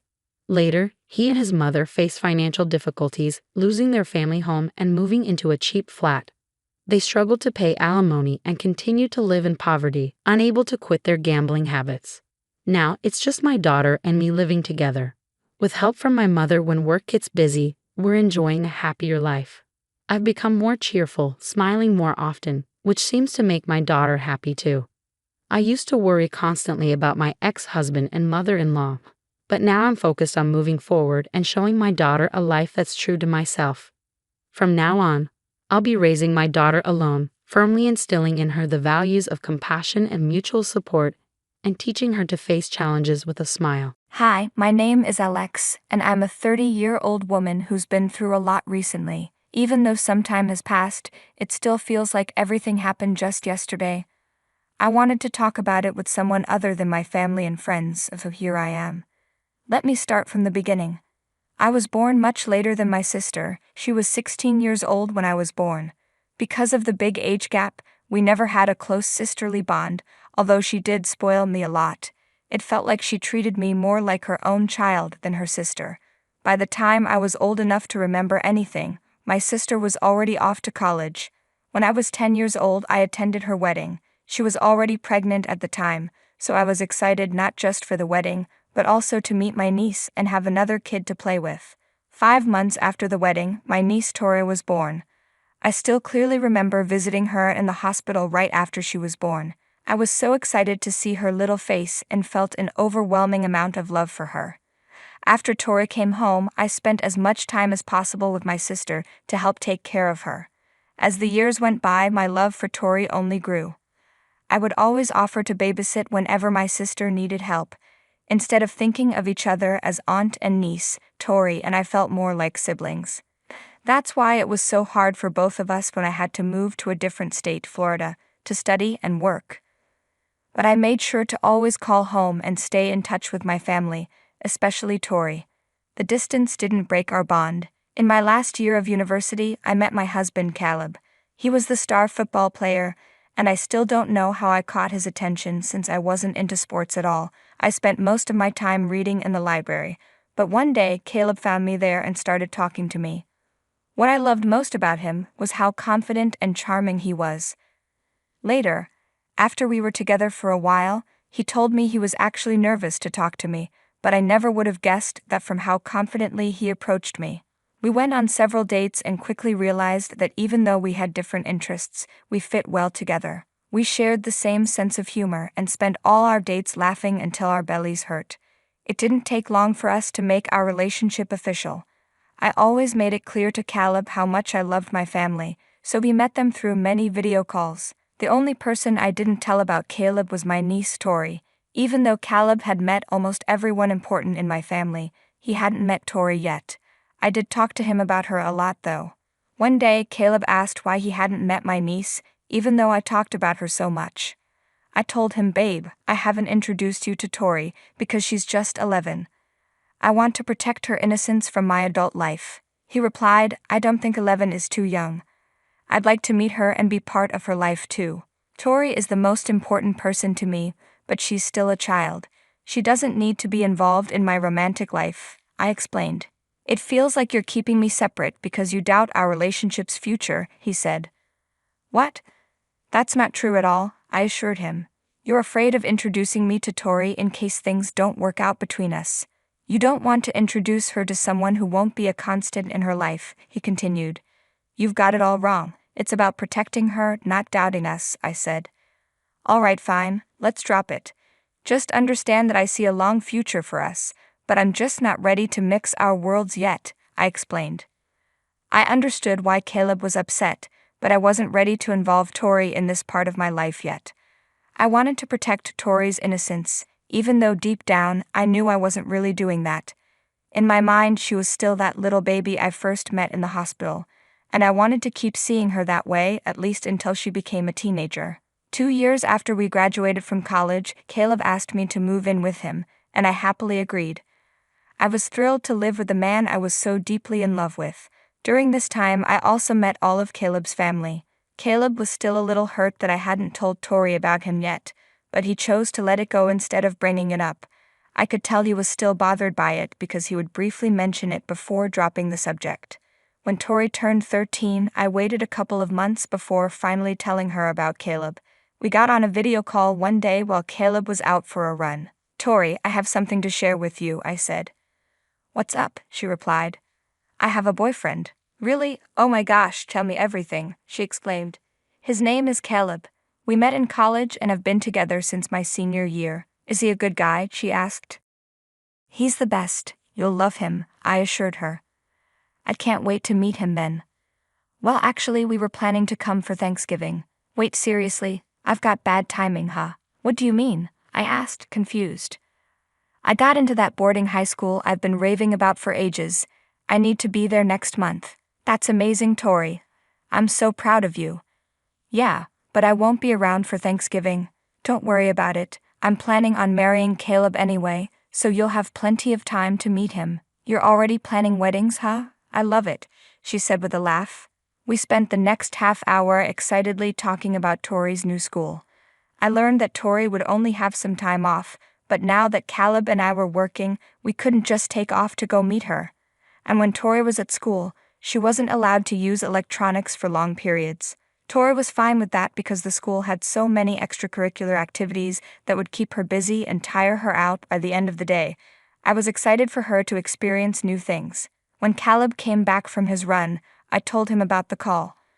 Once again, he was disappointed that he missed meeting Tori, but he felt better knowing that I was ready to introduce him. He didn't mind waiting because he knew I wasn't purposely keeping him away from the most important person in my life. A couple of months later, while we were visiting my family for Thanksgiving, Caleb decided to propose to me. I couldn't have imagined a better time for him to do it. He knew how much I wanted my family to be there during my big moments. I said yes with the biggest smile on my face and tears streaming down my cheeks. We got married within the next year. Tori, of course, heard the news and sent a text congratulating me. Caleb and I spent the next year meticulously planning our wedding. We wanted everything to be perfect. Since Tori was still at school, there was no way for her to attend the wedding. I was crushed that she couldn't make it, but I knew her education was more important than an event like a wedding.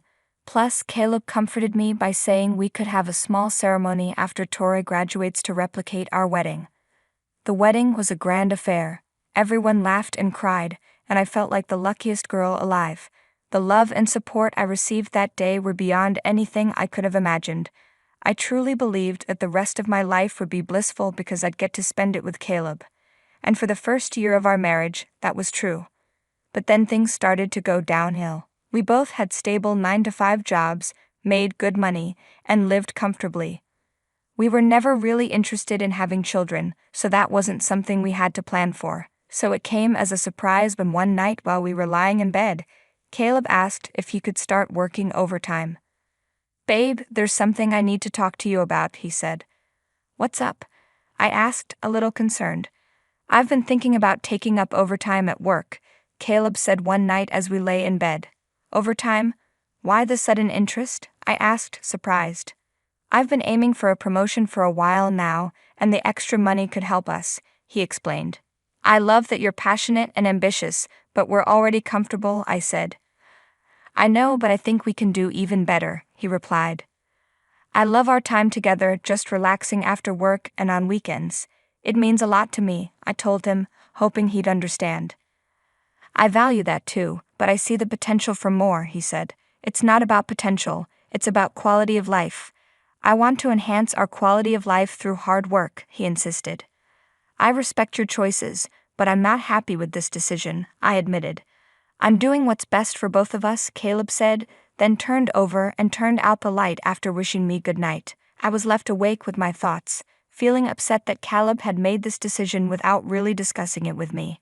We didn't need the extra money, Both of us were able to save a good amount each month. We had made smart investments and had our retirement funds set up. We lived comfortably, so I didn't understand why he felt the need to work more. But I figured that if Caleb was happy, I would be happy too. The next few months were torture for me. Caleb started coming home late and was usually too tired to do anything. He'd eat dinner and go straight to bed. He even worked on Saturdays and spent Sundays sleeping. I barely saw him properly most days, and I missed spending time with my husband. I tried talking to him about cutting back on work, but he always brushed me off, saying it was for our benefit. Eventually, after 6 months of this, Caleb did get promoted. I thought this would mean he'd have more flexibility with his time. While he did get more flexibility, it came with constant business trips. Every other week, he was flying out of state. It got to the point where it felt like I wasn't living with my husband anymore, just a roommate I barely knew. I didn't know what to do. One month, Caleb hadn't been home for more than 2 days, and that was my tipping point. I broke down in front of him, asking why he never spent time with me anymore. "Seriously, Alex? You're being so dramatic," he said, annoyed. "I'm not being dramatic, I'm just expressing my feelings," I said, hurt. "Well, you're being selfish." "I'm working hard for a better life for us," he shot back. "I never asked for any of that. All I want is time with you, the simple things we used to do," I pleaded. "Right, because sitting on the couch watching junk TV is so fulfilling. Stop being ungrateful," he snapped. "You're calling me ungrateful? I appreciate your hard work, but it's tearing us apart," I said, my voice shaking. "If I waited for you to tell me what to do, I'd be stuck doing nothing in life," he retorted. "Do you really think I'm holding you back?" I asked, shocked. "You settle for less, you're happy with the bare minimum." "I'm not like that. I want more from life," he said, his frustration clear. "I'm not settling. I'm content with what we have because it's enough for me," I tried to explain. "And that's your problem. You're too lazy to chase after better things," he said harshly. "I'm not greedy, Caleb. I value what's important over constantly working myself to the bone," I replied, tears filling my eyes. "You just don't get it, do you?" he said, storming out of the house, leaving me standing there, overwhelmed by a flood of emotions. How could Caleb treat me this way? How could he look at me with such disappointment when he used to see me as the light of his life? I let it be for a while, trying to process everything. Eventually, Caleb's business trips became so frequent that he barely lived with me anymore. My hurt numbed me entirely. I stopped talking to everyone as I sank deeper into depression. What pulled me out of my depression was a call from an unknown number. At first, I ignored the calls, but they were so persistent that I finally answered. I cautiously said, "Hello." "Hello, Alex, it's me, Tori," the voice on the other end said. "Tori? Oh my goodness, it's really you. How have you been? How come the new number?" I asked, surprised but thrilled. "I know, it's been too long. I lost my phone and had to get a new one. Plus, it helped that I lost it right around the time I graduated high school. I'm so sorry I haven't kept in touch." "Life got busy, and I let time slip away," she explained. "Don't worry, I've been swamped too. Even keeping up with my own mom was tough. So, how come the sudden call?" I asked, curious. "I picked a university in Florida, Alex. I'm actually in Florida now," she said. "No way, that's amazing. I'm so happy you're close by. We have to meet," I said excitedly. "I was hoping you'd say that. I've missed you so much." "Can we really meet up?" she asked. "Of course. Let's make plans. I can't wait to see you again," I replied, smiling. "Me too. It's going to be awesome catching up," she said. We set a date for that weekend. I thought it was the perfect time because Caleb would be home that weekend, and I was eager to see Tori again after all this time. I realized that Tori's university was only an hour's drive from where I lived, so we could meet up more often. That night, I called Caleb to share the news, but he didn't seem to care. I got upset and asked, "Why aren't you excited about meeting Tori? After all this time, I've realized I'm never really a priority for you. You kept me hidden from someone so important to you with some silly excuse." Caleb responded, "That's not true. I don't think my feelings about this are silly. Can't we just forget about it for now? I still want you both to meet." "It doesn't matter now," I said, "but could you at least be nice when Tori's here? I don't want her to see our problems." "Oh, so now you care about appearances. When will you be honest with her? Caleb shot back. It's not about that. I just want her to see the good parts of us. Good parts, huh? Doesn't seem like there's much of that left these days, Caleb said, walking away. I couldn't understand why Caleb was being so difficult. I wasn't asking for anything unreasonable. I would have said the same thing if any other family member was visiting. I decided not to think about it too much because it only made me feel worse. When the weekend arrived, I greeted Tori with a big hug and teared up seeing how much she'd grown. We had 2 hours alone before Caleb came back from his trip, and during that time, we caught up on everything we'd missed. We laughed and cried together as we remembered the past. When Caleb finally came home, he went to freshen up in the bedroom. When he came back to the living room, he kissed me and then introduced himself to Tori. Tori looked confused as she shook his hand. How have you been, Tori? Caleb asked. I've been all right, Tori replied. Well, that's good to hear. I've always wanted to meet you. Alex talks about you all the time, but she never let me meet you before. Yeah, I've been meaning to see you too. I'm glad we finally got the chance. What university are you attending? Caleb asked. I'm going to New College of Florida. Oh really? Sorry, but you look familiar. I can't figure out where I might have seen you before, Caleb said. Tori hesitated. I'm not sure. You just look familiar. I noticed Caleb looked panicked. He was sweating and trembling. I asked him if everything was okay, but before he could answer, Tori gasped and pulled out her phone. I looked at both of them, confused, wondering what was going on. I asked Tori and Caleb to explain what was happening. Caleb didn't say anything and tried to leave, but Tori stopped him, saying he wasn't going anywhere. I looked at Tori, confused, as she showed me her phone and asked me to look at the photos on it. In the photos, I saw text messages between two people who seemed like a couple. I was puzzled and asked Tori what this was about. Tori explained that she had made a friend at university. When they went to a party, her friend mentioned she was dating an older man named Caleb. Tori showed me several pictures of this man, and I realized that it was Caleb. I asked Caleb if this was true. He tried to deny it and said, Are you really going to believe a young girl over your husband? You're just avoiding the truth. Tori responded, There's proof from texts with my friend, but the messages only have a contact name, not a number, so it's hard to confirm it's him. She then showed me more pictures of Caleb on dates with her friend. My heart broke with each photo. I couldn't understand why Caleb would do this. We had been going through a rough patch, but I had hoped we could work things out. I turned to Caleb with tears in my eyes and asked him how long he had been having the affair. Caleb looked away and didn't answer. Tori, clearly disgusted, said she knew it had been going on for 2 years. My heart shattered. I wondered if Caleb's long work hours were really just an excuse to be with someone else. Then another thought struck me and I felt sick just thinking about it, but I had to ask for my own peace of mind. I asked Tori how old her friend was. Tori replied with disgust that her friend was the same age as her. I couldn't bear to look at Caleb anymore. Not only had he been cheating, but he had been doing it with someone so young. I packed up Caleb's things and threw them at him, telling him to leave. He didn't even try to argue. Once he was gone, I ran to the bathroom and threw up, overwhelmed by the disgust of his actions. I cried for a long time, and Tori stayed by my side, comforting me. She spent the week with me as I took the necessary steps to move forward. I quickly filed for divorce and found a lawyer to report Caleb for his crime of dating and sleeping with a minor. Caleb tried to fight back, but the court sided with me. I got most of our assets, and Caleb was found guilty. He was sentenced to 5 years in prison and ordered to pay a $110,000 fine. I felt a sense of justice and relief. After all the pain I had endured, it was finally over. I was deeply disgusted to have been with a man capable of such terrible actions, but I was glad he was held accountable. I found some comfort knowing that Caleb would always be a registered sex offender and that his life would be greatly affected by his actions. It took me another 2 years to fully heal, but I grew stronger from the experience.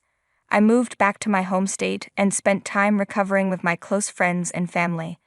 In the end, it was my family who supported me and helped me find joy again. I share my story to remind you that no matter how difficult things get, there is always hope. I'm still healing, but I'm no longer haunted by Caleb's betrayal. Thank you for listening. Ken smiled as he recalled, "Your parents were always a handful."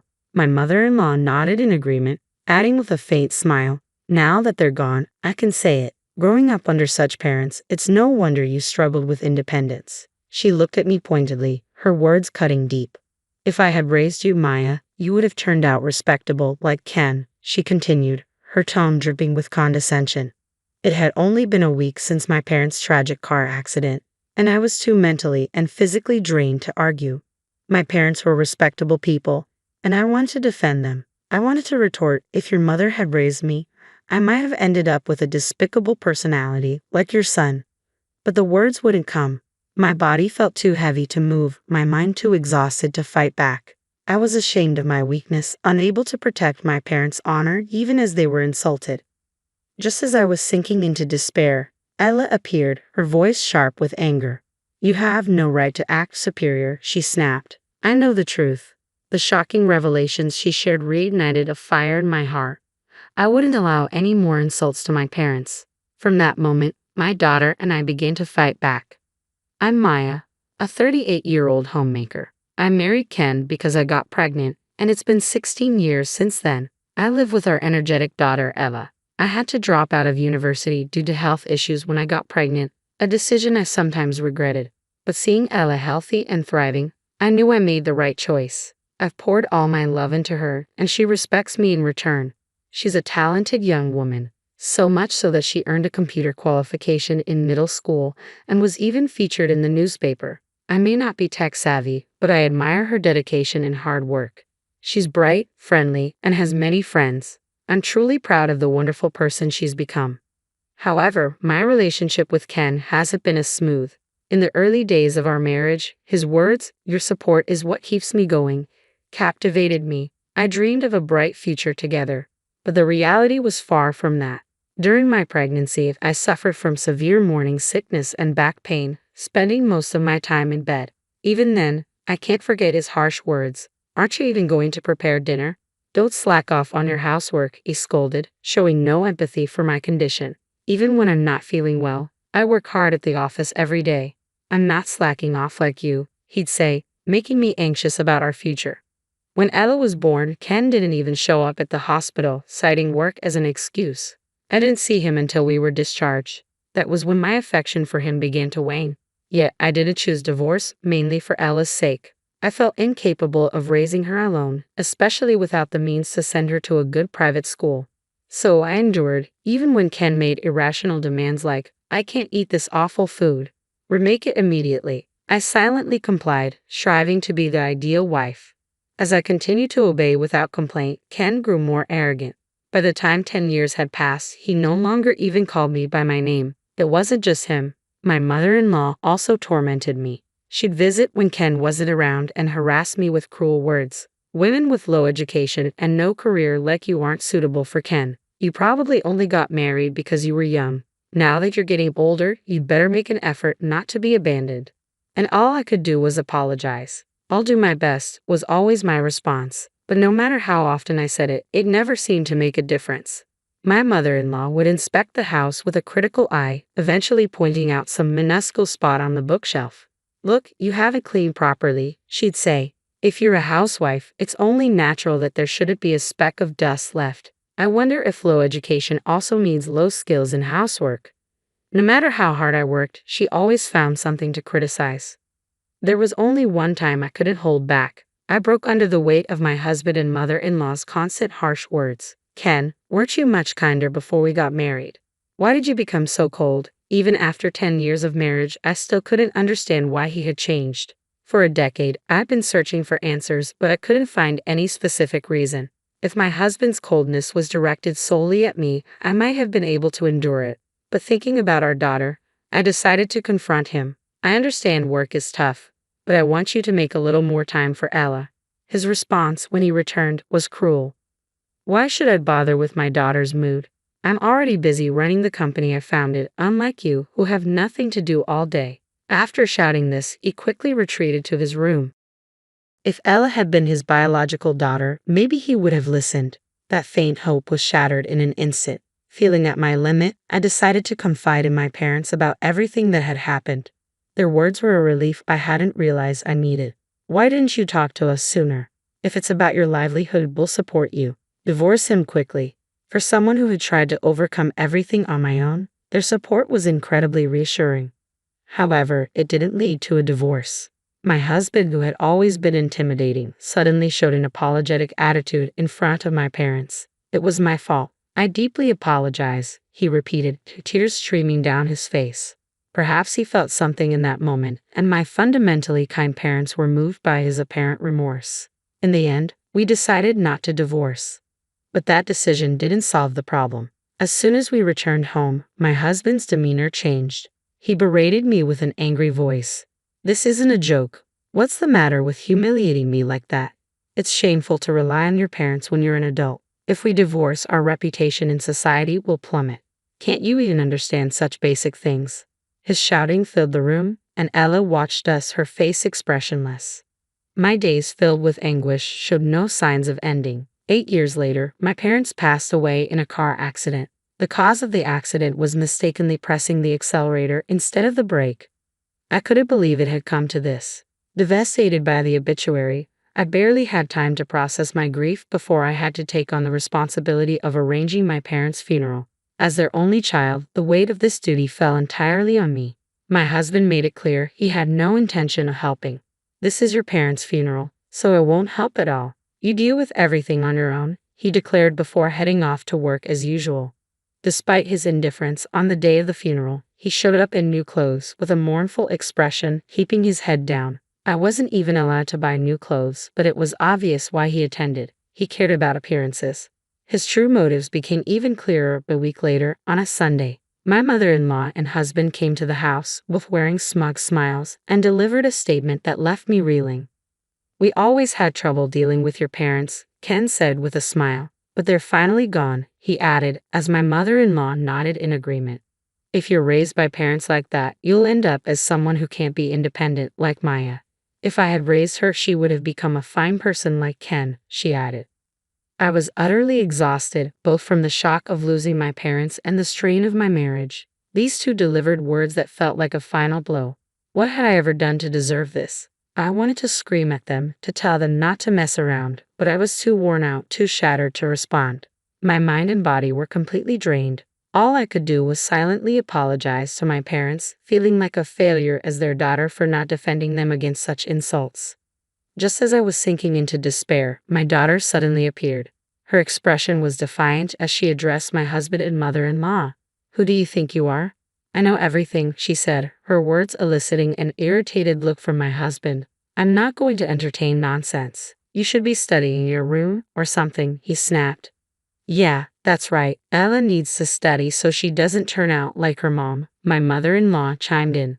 But Ella remained silent in the face of their condescension, and then she dropped a bombshell. You think I don't know? I saw you tampering with Grandpa's car. I gasped in astonishment. Could it be true? Had they really tampered with the car? Was the accident deliberate? If that was the case, it was beyond outrageous. It was monstrous. I instinctively looked at the two of them, and they stared at Ella with pale faces. Ella, what are you saying? That your father tampered with the car? Don't talk nonsense, my husband yelled, his face drained of color, anger barely masking his fear. My mother-in-law's mouth opened and closed like a fish gasping for air, but no words came out. Ella, unfazed by her father's shouting, met his anger head-on, raising her voice to match his. Nonsense.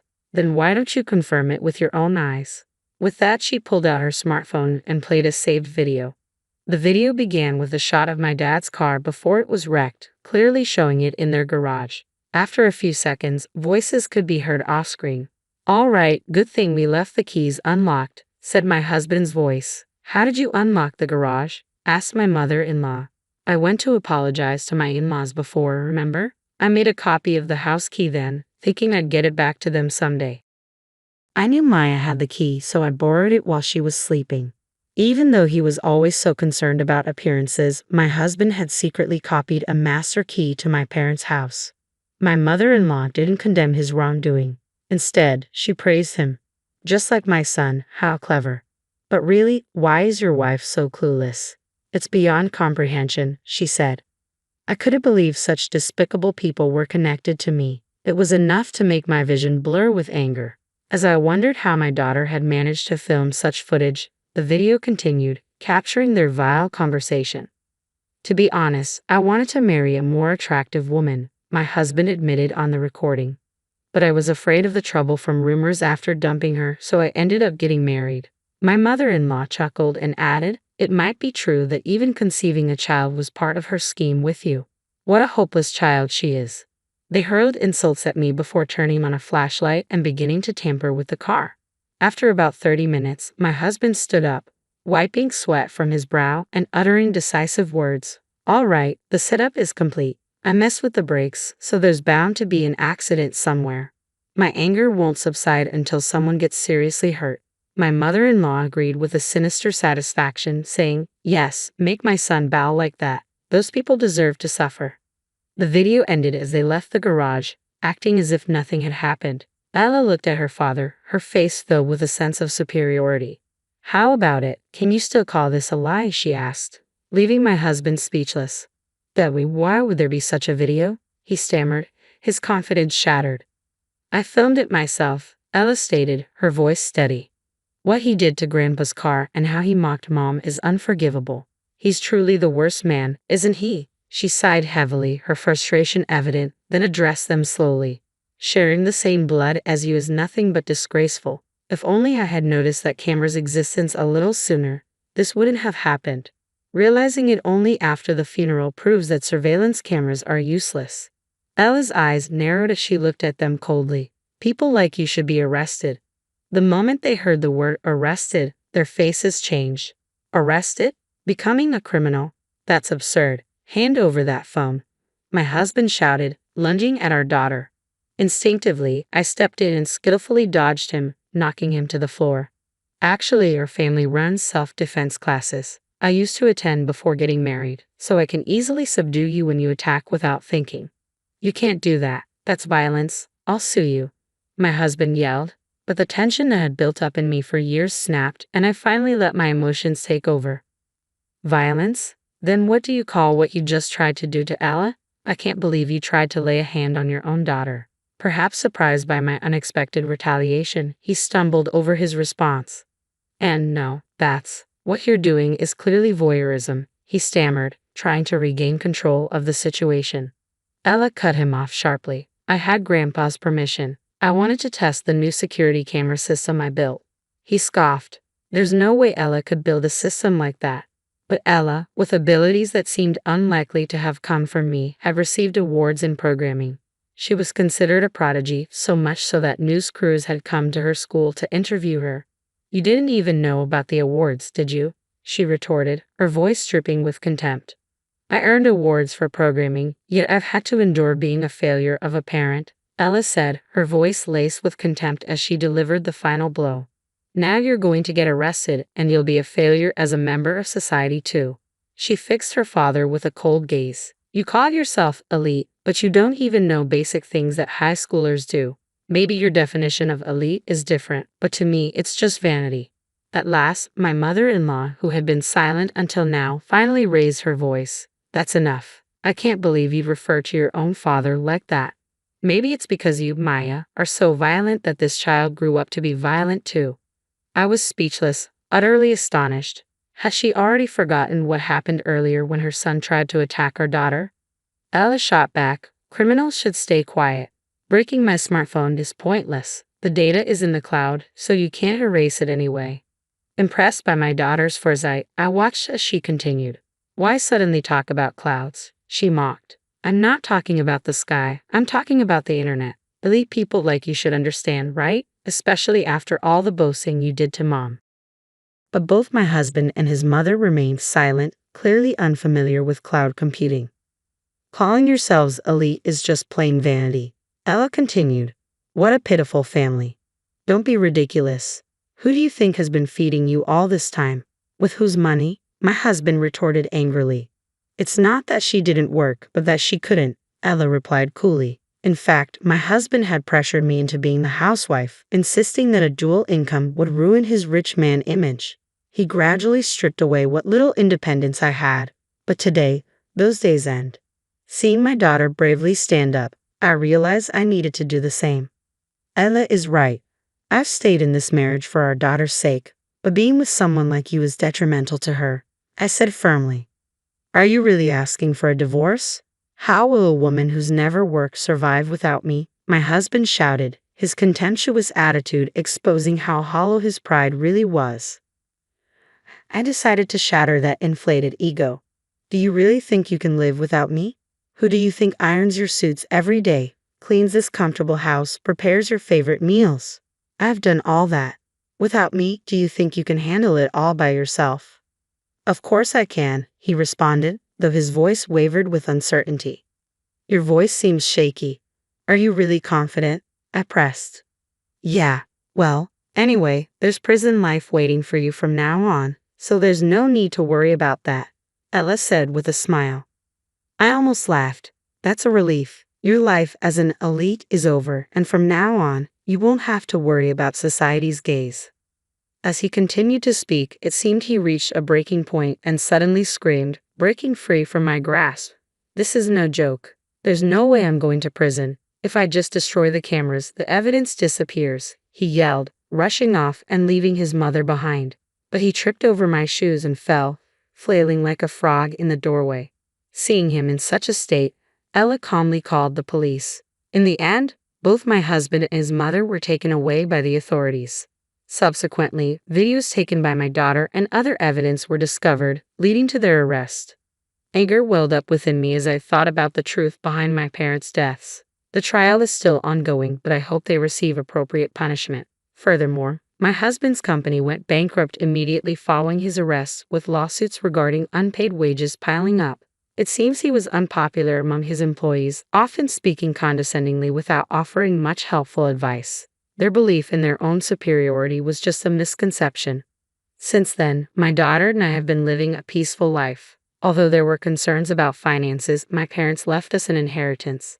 The will stipulated that the inheritance was solely for my daughter and me, granting my husband no rights. I was surprised by the existence of the will, but apparently it was prepared long ago, foreseeing events such as my contemplation of divorce or their passing. I hold deep respect for my parents. I started attending a vocational school for welfare-related studies, using the inheritance. I believe that acquiring specialized qualifications will pave the way for me to become a full-fledged employee despite my lack of prior work experience. My daughter is passionate about app development and expresses a desire to become a programmer in the future. While life with just the two of us can be challenging, it's also filled with happiness. I cherish the precious life I share with my daughter and hope to continue doing so in the future. The call came at 2 a.m., jolting me awake from a restless sleep. The number was unfamiliar, but something made me answer anyway. Emma? The voice on the other end was shaky, desperate. Emma, I need your help. My sister Sarah. I hadn't heard her voice in 10 years.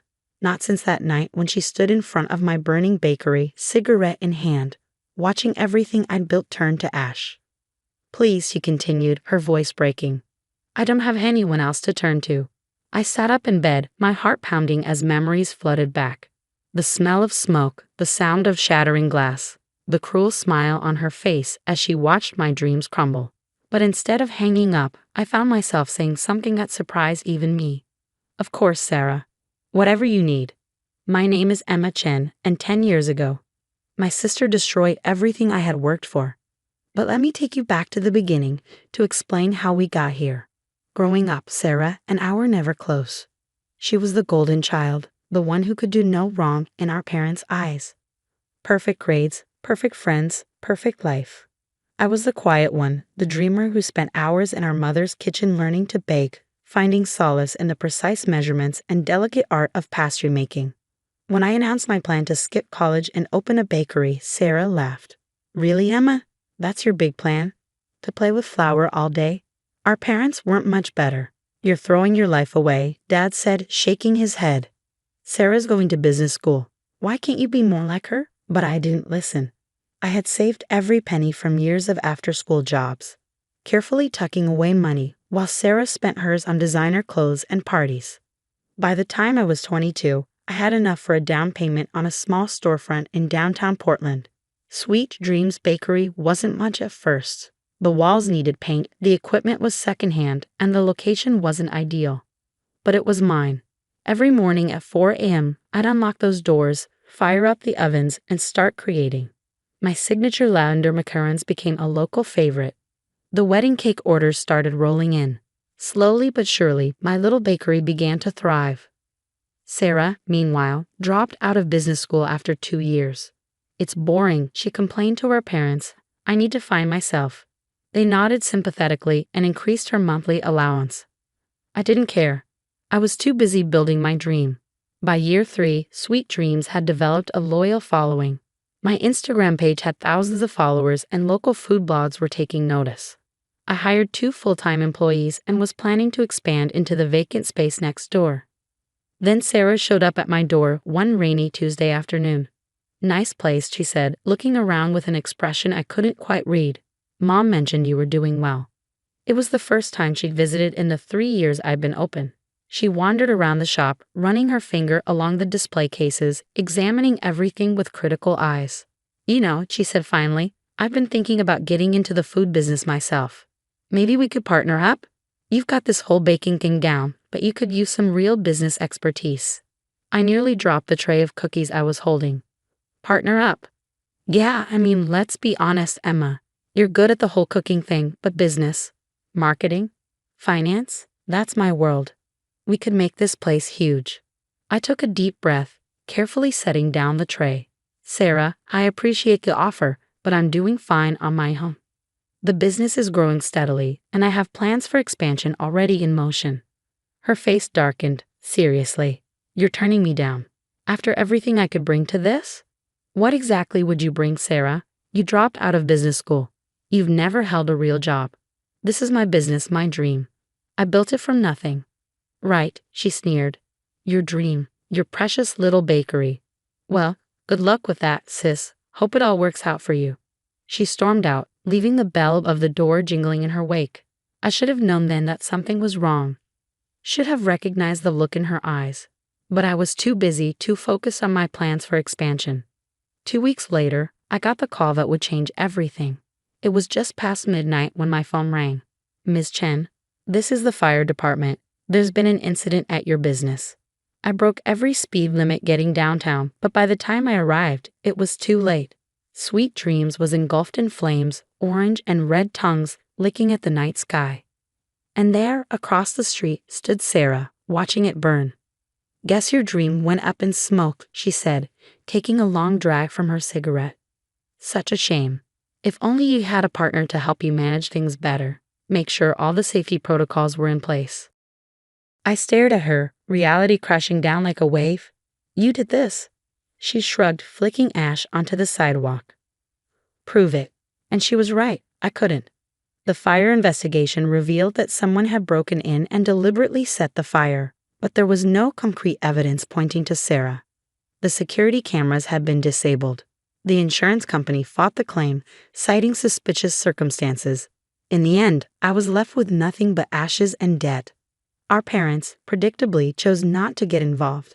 "We can't take sides," Mom said when I tried to tell them what Sarah had done. "You girls need to work this out yourselves." I left Portland a week later, unable to bear the sight of my ruined dreams. I moved to Seattle, started over with nothing but the recipes in my head and the determination in my heart. It took years of hard work, but I slowly rebuilt my life. Not with a bakery this time. The thought of opening another one was too painful. Instead, I channeled my knowledge into consulting, helping other small food businesses get started and thrive. And now, 10 years later, here was Sarah on the phone, begging for my help. "I really messed up, Emma," she said, her voice thick with tears. "I started a business, a real one this time. Put everything I had into it, but things have gone wrong, and I'm about to lose it all. You're the only one who knows about this stuff, who might be able to help me save it." I closed my eyes, thinking about that night, about the smell of smoke and the sound of my dreams crackling into nothing. Then I thought about the last 10 years, about everything I'd learned about business, about success, about revenge served cold. "Where are you?" I asked, keeping my voice gentle. "Let's meet tomorrow. I'll see what I can do." As I hung up the phone, I couldn't help but smile.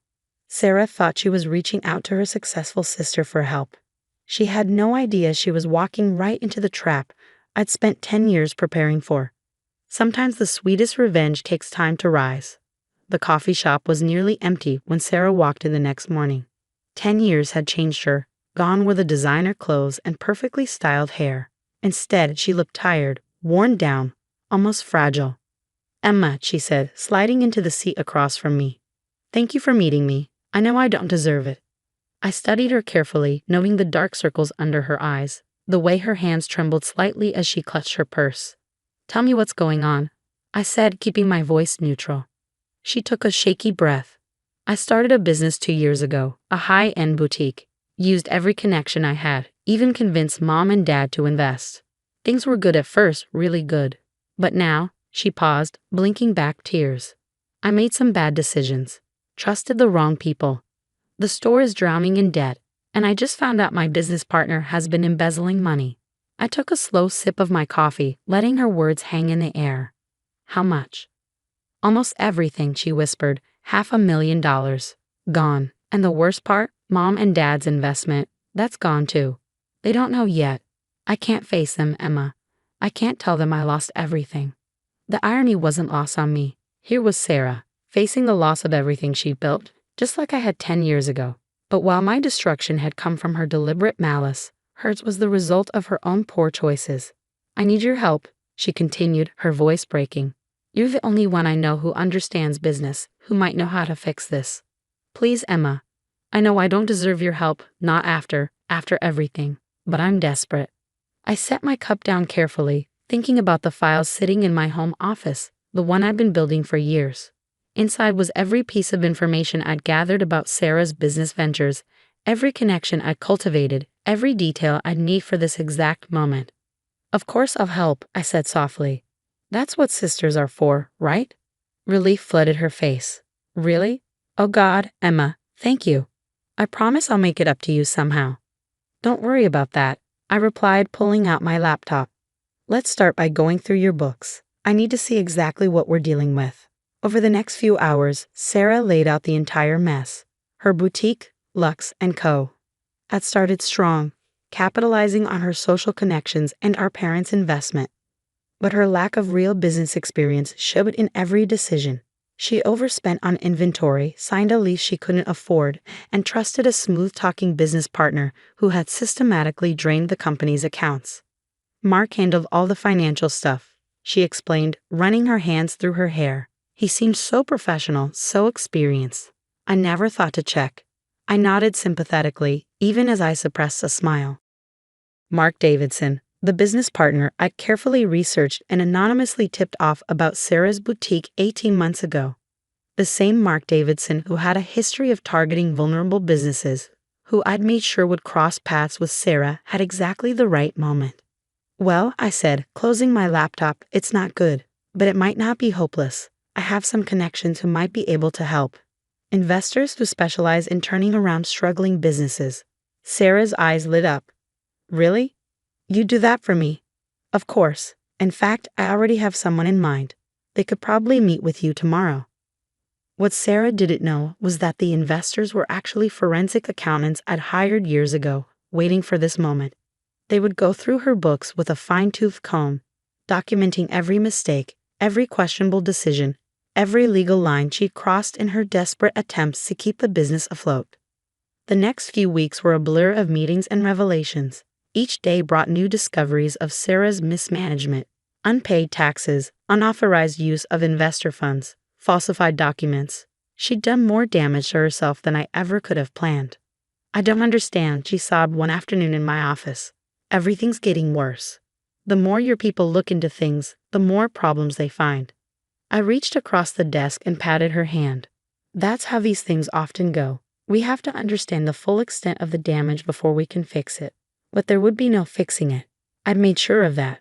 Every solution I proposed led to another complication. Every potential investor I introduced found new reasons to back away." Sarah's desperation grew with each passing day. Finally, the moment I'd been waiting for arrived. Our parents called a family meeting. "We need to discuss this situation," Dad said gravely, looking older than I'd ever seen him. He and Mom sat on one side of their dining room table, Sarah and I on the other. The accountants have shared their findings with us. Sarah paled. What findings? Mom pulled out a thick folder, the detailed report my team had prepared. It's not just the money you lost, Sarah. It's how you lost it. The lies, the cover-ups. The fraud, Dad added, his voice hard. Do you understand what this means? What this could do to our family's reputation? Sarah burst into tears. I'm sorry. I didn't mean for any of this to happen. I wanted to prove I could do it. That I could be successful like Emma. I had to bite back a laugh at that. After years of looking down at my little bakery, after destroying my dreams because she couldn't stand my success, here she was claiming she wanted to be like me. Well, I said, finally speaking up, maybe this is a good opportunity for some honesty. Since we're all here, there's something I think we should discuss. I pulled out my own folder, the one I'd been saving for 10 years. What's that? Sarah asked, wiping her eyes. Evidence, I replied calmly. Security camera footage from the buildings across from my bakery, witness statements, chemical analysis of the accelerant used in the fire. Everything the original investigation missed, or chose to ignore, about what really happened that night. The color drained from Sarah's face. What are you talking about? You know exactly what I'm talking about, I said, my voice steady. The night you burned down Sweet Dreams. The night you destroyed everything I'd worked for because you couldn't stand to see me succeed on my own. Our parents sat in stunned silence as I laid out the evidence, piece by piece. The footage showing Sarah entering the bakery late at night.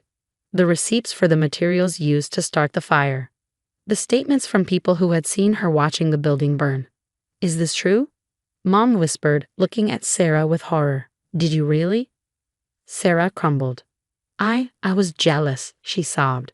Emma made it look so easy and I couldn't stand it. But I never thought, I didn't think you'd get caught. I finished for her. No, you didn't. Just like you didn't think about what would happen with your boutique. You never think about consequences, Sarah. You never have. Dad's hands were shaking as he looked through the evidence. This is criminal. If this got out, it won't, I said quietly. At least not from me. That's not why I'm showing you this. Then why? Mom asked. I stood up, gathering my things. Because I wanted you all to know the truth. About the bakery, about Sarah's business, about everything. And because I wanted Sarah to understand something. I turned to my sister, meeting her tear-filled eyes. Success isn't about destroying others to get ahead. It's about building something real, something that lasts. Something you never learned to do. I walked to the door, then paused. Oh, and Sarah, consider us even now. Your business is finished. The accountants will make sure of that. But you won't face charges, and neither will Mark Davidson. He agreed to return most of the money he took in exchange for immunity. Amazing what people will do when they realize they've been played. Understanding dawned in her eyes. He planned this? All of it. I smiled. Let's just say I learned a lot about business over the last 10 years, including how to serve revenge at exactly the right temperature. As I drove home at night, I felt lighter than I had in years. The weight of that burning bakery, of Sarah's betrayal, had finally lifted. I'd gotten my justice, not through destruction like she had chosen, but through patience and careful planning. Sometimes the sweetest victory isn't in watching something burn. It's in watching it slowly crumble, piece by piece, until there's nothing left but the truth. I never saw Sarah again after that night. Last I heard, she'd moved across the country, trying to start over somewhere new. Our parents eventually recovered most of their investment, thanks to the deal I'd arranged with Mark Davidson. They never looked at either of us quite the same way again. As for me, I opened a new bakery last month, not because I needed to. My consulting business is more successful than Sweet Dreams ever was, but because sometimes the best way to heal old wounds is to face them head-on. The morning we opened, I stood in front of my new ovens, breathing in the familiar scent of vanilla and warm bread. On the wall hung a single photograph, my original Sweet Dreams bakery, taken the day I first opened its doors. Below it, written in elegant script, was a simple phrase. Success rises best when baked with patience. Thank you all for being here to celebrate our wedding day. However, it appears there has been a mix-up. The room is filled with uneasy murmurs. An ominous feeling washes over me. To those seated over there, those who seem out of place, please excuse yourselves. You're blocking the view. My sister's voice echoed through the microphone as she smiled sweetly at us, seemingly unaware of the tension her comments were causing on her own special day. It was then that my husband stood up, walked to the bride and groom's table, and took the microphone from my sister. "Congratulations to the couple," he began, pausing as if to savor the moment. "As a toast to this special day, I have something to announce." He paused for effect before continuing with an unexpected declaration. "Our company, King Transport, is terminating all business dealings with Young Industries, effective immediately." Karen and her husband both visibly flinched at my husband's announcement. Let me introduce myself. My name is Karen. I'm 30 years old and I lived with my mother and my older sister, KL, until I got married. I have been happily married to Ted for 5 years now. Ted is 7 years my senior and a senior colleague at work. He is calm, dedicated to his job, and has always shown me immense kindness and sincerity. I trust him completely and was overjoyed when he proposed. While my life seems full of happiness now, my past was far from easy. When I was 16, my parents divorced because of my father's infidelity. My mother worked tirelessly to support us after that, but her health deteriorated while I was still in high school. At the time, Kaya was in college, and I was deeply worried about our mother's well-being. Her constant exhaustion and the fear that she might collapse were always on my mind. Eventually, I decided to forgo college and start working right after high school. My academic performance had been strong, and I had always dreamed of furthering my education. However, my main concern was easing my mother's burden. Supporting the family alone was a daunting task, and while it wouldn't be easy, working would allow me to contribute financially and save on tuition costs. I shared my decision with my mother. "Don't worry about it. Just go to college. Your sister is going, and you want to go too, don't you?" she replied. "No, I'm okay. College is appealing, but I'm more concerned about you overworking yourself, Mom," I said. "But you've always been so dedicated to your studies. I can't believe you'd make such a sacrifice for me," she said. "Mom, this is my choice. It's not your fault. Please take care of yourself and don't push yourself too hard," I urged. With tears in her eyes, Mom responded, "I'm so grateful. I'm truly sorry." Since graduating high school, I've been focused on job hunting. With just a high school diploma, finding a suitable job proved to be quite challenging. However, my persistence paid off when a company saw my potential. I started working at King Transport, and I clearly remember the president's words during my interview. "We value enthusiasm and character above all. We have high expectations for you." Meanwhile, my sister Kiara, who had gone to college, was immersing herself in student life and seemed to be evolving with each passing day. "Mom, I won't be home for dinner tonight, and I won't be back until morning," she would announce, often staying out until dawn. One day, while I was enjoying a rare day off at home, Kiara came in, her expression tense. "Karen, aren't you supposed to be off work today? Could you please leave the house?" she asked sharply. I'm off, but what's going on?" I responded, puzzled. "My boyfriend is coming over today. He's very intelligent, and I prefer he doesn't find out that I have a sister who only graduated from high school." I was taken aback by her words, my shock momentarily overshadowing my anger. Mom and I had struggled to afford her college tuition, working tirelessly to make ends meet. Meanwhile, my sister seemed to be dismissing my own achievements and insulting me for not having a college degree. My frustration bubbled up, but I knew arguing wouldn't change her perspective. "All right, I'll leave the house for today," I said, trying to keep my composure and reminding myself that this was the path I had chosen. Afterwards, my sister began dating only attractive, well-educated men and lived a glamorous life focused on status and appearances. The sister I once knew, beautiful, popular, and charming, had changed. She seemed to be a different person altogether, flaunting her new relationships and belittling me for my lack of higher education. Each new boyfriend she introduced was a subject of bragging, and she increasingly mocked me as an uneducated and foolish woman. What motivated me was my clear goal of achieving independence for my mother. The support of my colleagues at work was also crucial. Initially, I felt like an outsider, a young female driver in a male-dominated transport company. I was an anomaly, and most of the female employees who were part-time workers or housewives kept their distance. Over time, however, their attitudes began to change. I was curious about why this shift occurred without any special effort on my part until one colleague approached me and said, "At first, we were a bit wary. We weren't sure what to expect. I laughed and shook my head. Wary? Really? He continued. I know how hard you work and what a great person you are. Everyone here feels the same way. You've been doing an excellent job. That colleague is now my husband. His support has been a constant in my life. Eventually, our relationship blossomed into romance, and we got married. My sister, who had already graduated from college and moved away, was out of touch until a tragic event brought her back into my life. After my mother passed away suddenly from a myocardial infarction, my sister, relieved of her responsibilities, took charge of the funeral arrangements. It had been about 5 years since I last saw her. It's been a long time, Karen, she said. Yes, it has, I replied. Is this your sister?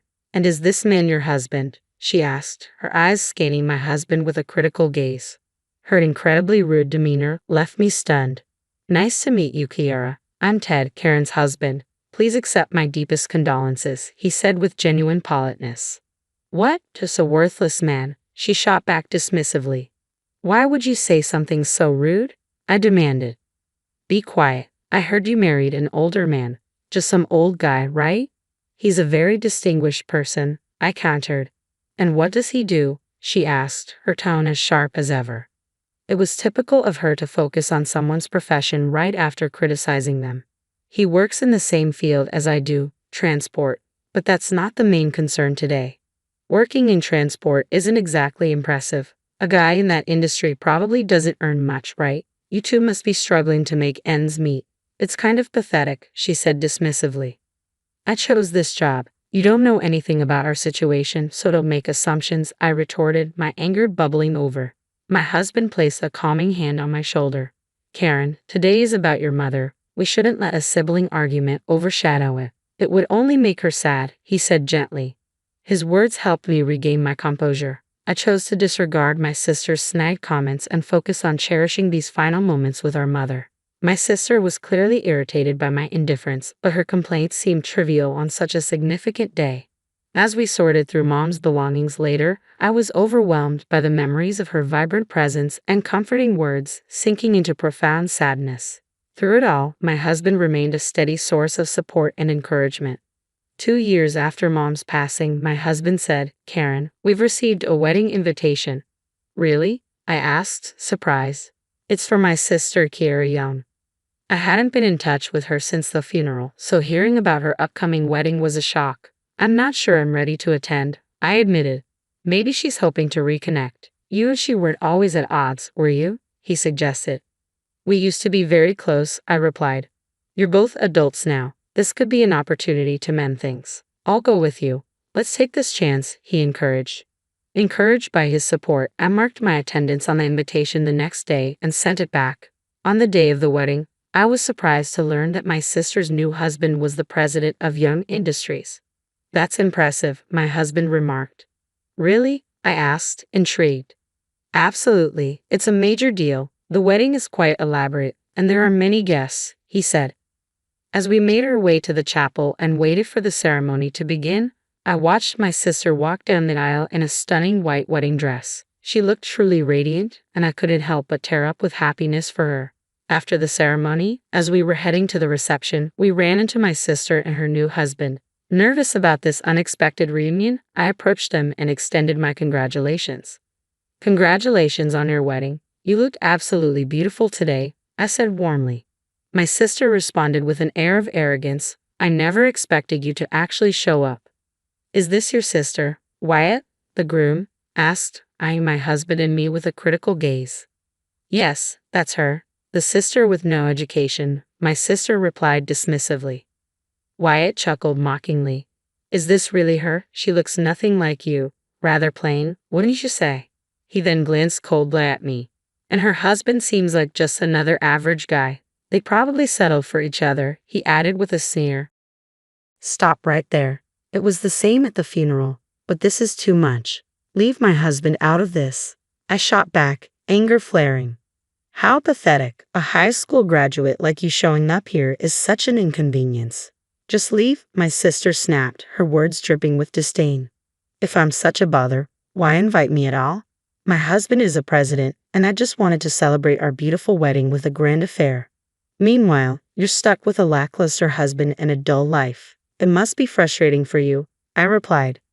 I just wanted to see that look of frustration on your face. It's awful that your husband came too. How cruel. Anyway, we're off to change outfits, so you high school graduates can leave now, she said with a sneer. With that, the couple walked away. Anger surged within me. I had worked so hard for my mother and sister, hoping to reconcile one day. To be insulted, along with my husband and my work, was unforgivable. Trembling with rage, my husband placed a comforting hand on my shoulder. Ted, it's all right, he said soothingly. Karen, you're amazing. Education doesn't define your worth. Your sister, who can't see that, is truly blind. But she insulted you and my work as well, I said, still upset. I can forgive her. Don't worry about it, I'll handle this, Ted said with a smile, though his eyes betrayed his deep anger. We made our way to the reception hall. When my sister and her husband reappeared in their new outfits, they looked displeased to see me still there. I remained calm and faced them as the reception began. During her speech, my sister made a shocking announcement. Thank you all for coming. However, it seems someone has mistakenly joined us. A murmur spread through the room. I felt a foreboding sense that something awful was about to happen. Those people sitting there, with their lack of education and unrefined appearance, do not belong in this beautiful celebration. Please leave, she declared into the microphone. I was stunned by her audacity, not expecting such rudeness at her own wedding. It was baffling how someone with such behavior could navigate social circles. My sister seemed completely unaware of the uncomfortable atmosphere she had created. Overcome with anger, I fixed her with a hard stare and said, "Can you hear me? Leave now." That's when my husband stood up and started walking toward the front. What are you planning to do? Don't come over here, my sister protested. Just go home, her husband added, clearly displeased with the interruption. Despite their objections, Ted pressed on, took the microphone, and addressed the guests. Today, I want to extend my heartfelt congratulations to the newlyweds. However, there's something I need to address, he said firmly. Who is this man? Someone whispered. Effective immediately, we will be terminating our contract with Young Industries, Ted declared, his voice steady and resolute. My sister gasped in shock at Ted's announcement. One of Wyatt's relatives, visibly startled, stood up and asked, "Are you the president of King Transport?" The question came from Wyatt's father, who had handed over Young Industries to Wyatt 2 years earlier. My sister looked bewildered, unable to grasp the unfolding situation. It's been a while, Mr. Young, she stammered. Yes, I am the president of King Transport, and this is my wife, Karen, the executive director, Ted confirmed. At that, Wyatt's guests, clearly affiliates of Young Industries, became visibly agitated. Is this really happening? What does this mean? The president of King Transport? Karen is the executive director? This is unbelievable. As you heard earlier, the bride and groom made derogatory remarks about us, calling us uneducated and unsightly. In light of their wishes, we are terminating our contract with the groom's company and will no longer do business with them, my husband stated calmly. Wyatt's father turned pale, his face losing all color. Within moments, he flushed with anger and shouted, "Apologize to them right now." Why are you so worked up, father? It's just a transport company. Is it really worth getting this upset? My sister retorted scornfully. Meanwhile, Wyatt stood beside her, visibly trembling. Wyatt, what's going on? Someone asked. In a panicked voice, Wyatt's father exclaimed, King Transport is our exclusive carrier, handling our valuable cargo. What? My sister's face drained of color as the realization hit. The president of King Transport is your husband. Ted's company is a major regional player with annual sales in the hundreds of millions. Since he hired me, I've dedicated myself to my work, driving reforms and incorporating on-site feedback. This hard work led to my promotion to executive director last year, thanks to strong recommendations from our team. If we cut ties with them, our products won't reach our customers starting tomorrow. This could severely damage our company's reputation and lead to significant financial losses. Hearing this, my sister's face went white with shock and fear, while Wyatt was in a panic, clutching his head. I can't believe the president and executive director are involved and that King Transport is so crucial to our operations. This is disastrous. If shipping stops suddenly, it will erode trust with our partners and customers, Ted said, returning to my side with a calm demeanor. We've offended such an important partner. Father, Please help Wyatt. My sister pleaded. Why were you so disrespectful to such a crucial carrier? Wyatt's father demanded, his voice filled with frustration. This mess is a result of your poor handling, Ted said, his tone firm. Wyatt, looking like a child in distress, turned to his father for help. His father grabbed him by the collar and dragged him to us, forcing him to apologize. We sincerely apologize. Please, could you overlook this incident just this once? Wyatt and his father both bowed their heads in earnest, pleading, I am truly sorry. Please forgive us. Ted glanced at me, silently asking for guidance. I met his gaze and said calmly, we cannot overlook this. Please confirm the necessary actions with headquarters tomorrow. Wyatt's guests gasped in shock at the direct announcement. Wyatt's father stood speechless, unable to find his words. I felt a deep sense of betrayal, having hoped that my sister might seek reconciliation. I was also disheartened by her husband's glaring incompetence as the president of Young Industries, failing to recognize a crucial business partner. My hopes were shattered. The wedding was abruptly canceled. The guests, including Wyatt, his father, and representatives from Young Industries, left the reception in a state of confusion and panic, scrambling to address the crisis. My sister's careless remarks had ruined her own wedding and left her in stunned silence. Big sister, you're on your own from now on. Don't ever show your face to us again. Her apologies, filled with regret, were now meaningless.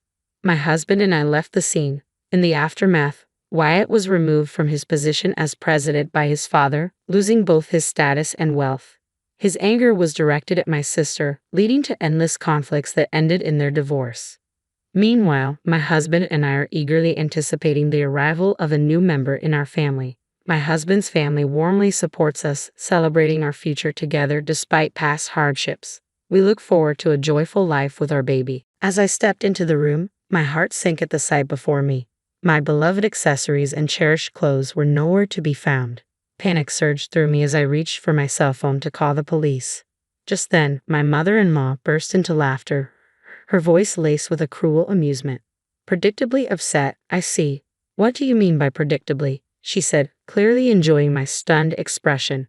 Her next words were beyond belief. Yes, that's right. I cleaned out your things. They were unnecessary after all. I was speechless. Why would she dispose of my belongings without my permission, deeming them unnecessary? Just as I was about to confront her, she began to explain. How long do you plan to stay in our house? Leave as soon as possible. I cleaned everything up to make it easier for you to go. You should be grateful. Her words made it clear. The mistreatment was meant to drive me out. If that's what she wanted, I had no intention of trying to get along with her anymore. Understood. I'll move out, I said. If you understand, then make it sooner. Please move out soon. Yes, but please give me a week to find a new place. Fine, I'll allow that. Just make sure you're gone in a week. With a week to prepare, I set out to find a new home. I would find a place and have my revenge. My name is Mary, and I'm a freelance illustrator. I took the leap into freelancing 3 years ago after graduating from vocational school. After working at an animation production company and saving up, I decided to go independent. When I told my husband Ken about my decision, I was relieved by his positive response. Mary, if that's the path you want to take, I won't oppose it. Give it your all. I'll support you, he said. Ken and I have been together since vocational school, maintaining our relationship through different careers, and we got married in our 3rd year of working adults. This year marks our 8th anniversary, and I'm incredibly grateful for his support. Despite initial challenges and frequent disappointments as a freelancer, I persisted. I continued to draw and post on social media, and eventually one of my drawings gained unexpected attention. This led to my rise as a prominent illustrator on social media. Jobs from companies and apps for sticker designs started rolling in, and my monthly income soon exceeded $8,000. I'm truly grateful for your encouragement. It's the result of your hard work, Mary. You're amazing, Ken said. I can't thank him enough. If he had opposed my decision to become independent, none of this would have been possible. I wouldn't have achieved this level of income if it weren't for my persistent efforts. Although I haven't saved up a lot yet, my goal is to buy a house and create my own workspace. While I'm grateful for the increase in work, our current flat is becoming increasingly cramped, making it difficult to store important documents. One day, my husband suggested a potential solution. Why don't we move to my parents' house? There's a spare room there, and it's only my mom living there now. What do you think? I was taken aback. Really? Are you sure that's okay? He reassured me. Yes, I've already spoken to my mom about it. Ever since my dad left with his affair partner when I was little, that room has been empty. Mom said it's fine for you to use it.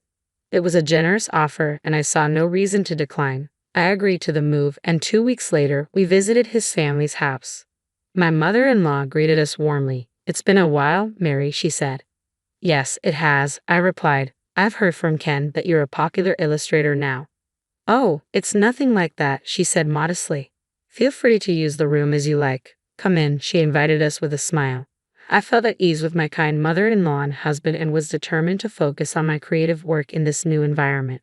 Thus, a new chapter of my life began at my in-law's house. At that time, I was unaware of the underlying dynamics within the family. 3 months after moving in, I had settled into the new surroundings. This job is done, I thought, pleased with the improved work environment and the significant boost in my income. Everything seemed to be going smoothly. However, 2 months later, life took an unexpected turn. My husband was suddenly laid off from his company. What should I do now? He sighed as soon as he got home. I was concerned. What happened? Was there trouble at work? Are you okay? Was there an issue with a client? He had been working in sales at a major trading company, handling industrial products since graduating from vocational school. I had initially thought it was a minor issue with his sales performance, but his response was completely unexpected. I've been fired, he said. What? I was taken aback. I mean, you've been laid off? Yes, he explained. But why? You've been working so hard. How could this happen? I asked, struggling to grasp the situation. They said our department was underperforming and that maintaining us was a burden. They gave me a choice between a drastic pay cut or a decent severance package. It's effectively downsizing, he said. I was at a loss for words. I felt helpless, unable to comfort him as he faced this unexpected turn of events. The company he had dedicated years to had discarded him so easily. The next day, my husband began spending his time idly at home. I hoped he would quickly start looking for a new job, but he didn't seem ready to take that step. It looked like the responsibility of supporting us now fell on me. Determined to make up for the lost income, I threw myself into my work with even more dedication. Sometimes I worked nonstop from morning till night, barely finding time to eat. I wondered if I was pushing myself too hard, but the results were undeniable. At the end of the month, a substantial amount of money was deposited into my account, an amount I had never seen before. I called my husband over to share the news. Hey, you don't need to rush into finding a job right now. We earned $440,000 this month alone. I think we can manage if we don't spend it wastefully, I said. Wow, that's impressive, he said, his voice tinged with surprise. But there was a coldness in his eyes that made me question why I had shared my income details with him. The next day, my mother-in-law's persistent demands began. Mary, come here for a moment, she called loudly from downstairs as I was focused on my work. What is it? I asked, pausing my tasks and heading downstairs. She stood in the living room and said, Do the laundry for me. But I haven't finished my work yet, I replied. You can do that later. You've been quiet so far, but isn't it about time you did some housework? You're a daughter-in-law, after all, she said directly. Faced with her blunt words, I reflected on her position and realized she had a point. I understood the expectations placed on me. I had been so absorbed in my work that I had neglected all the housework, leaving it entirely to my mother-in-law. I realized I might have been wrong. Understood. I'll do the laundry as soon as I finish this work, I said. True to my word, once I completed my tasks, I did the laundry and also cleaned the living room.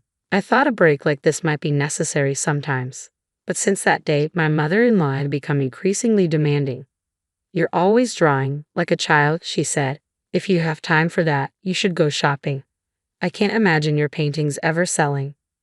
Her criticisms piled on more household chores, and I found myself swamped with daily tasks.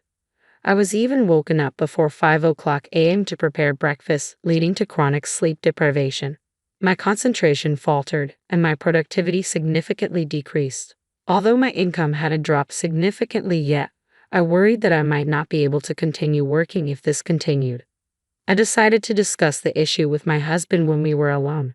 Your mother seems to dislike me lately and is constantly picking on me, I don't mind doing chores, but being assigned tasks from morning to night every day is affecting my ability to focus on work. I need you to talk to her and ask her to stop." "What a hassle," he replied. "Why don't you tell her yourself?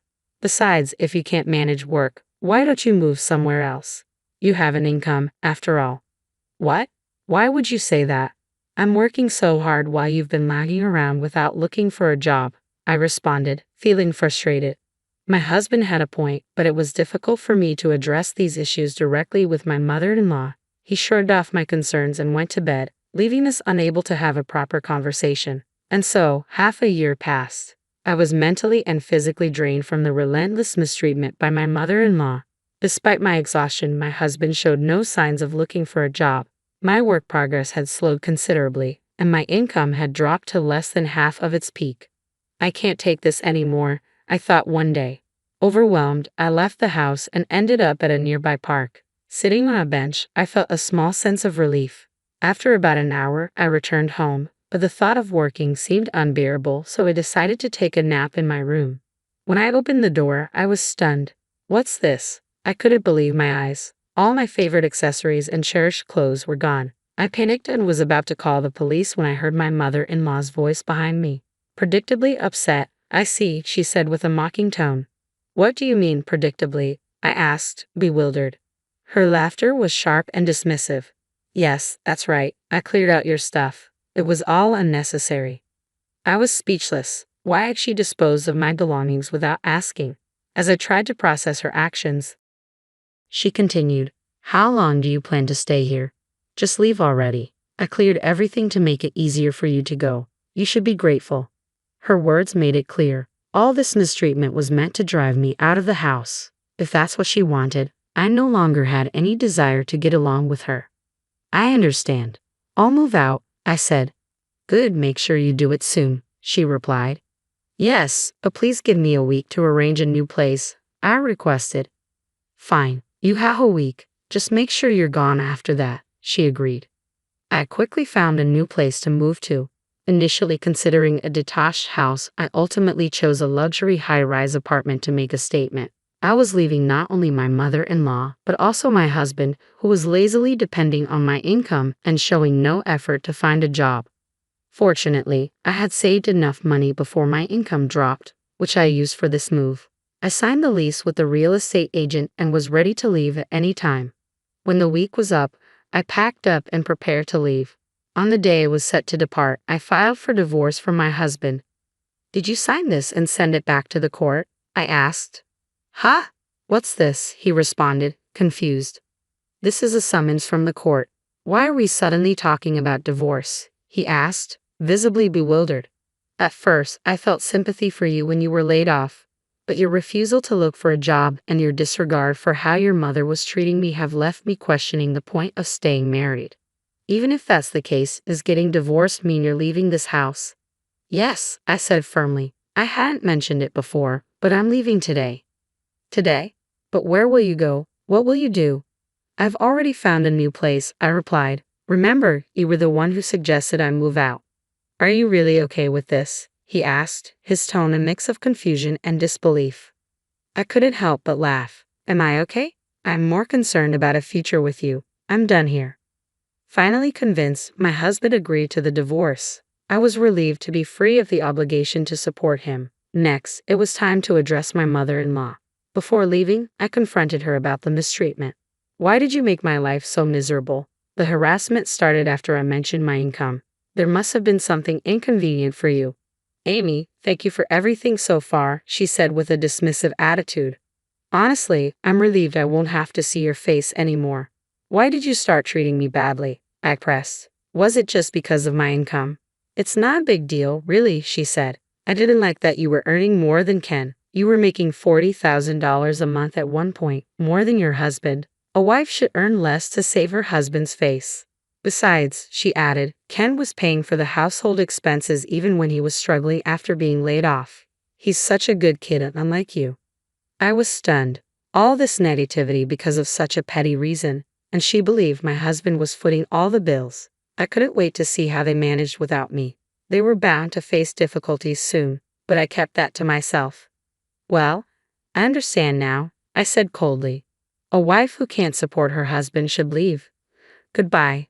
With those final words, I left their house. On the way to my new luxury apartment, I stopped by the post office to send the divorce papers back to court, formally severing all ties with my husband and his mother. I had no intention of helping them if they struggled. Once I arrived at my new apartment, I started arranging my belongings. The spacious room and ample workspace were perfect. It was time to focus on my work. After unpacking, I dove straight into it. A month later, I received a call from my ex-husband. What could he possibly want? I ignored it, as I was busy, but the calls kept coming. Annoyed, I reluctantly answered the phone. What do you want? I'm busy right now, I said. Mary, where are you? He asked. I'm at home, working. What do you need? I replied. I'd like to talk to you in person. Can we meet? I don't see why we need to meet. It's such a hassle, I retorted, about to hang up when I heard my former mother-in-law's voice on the line.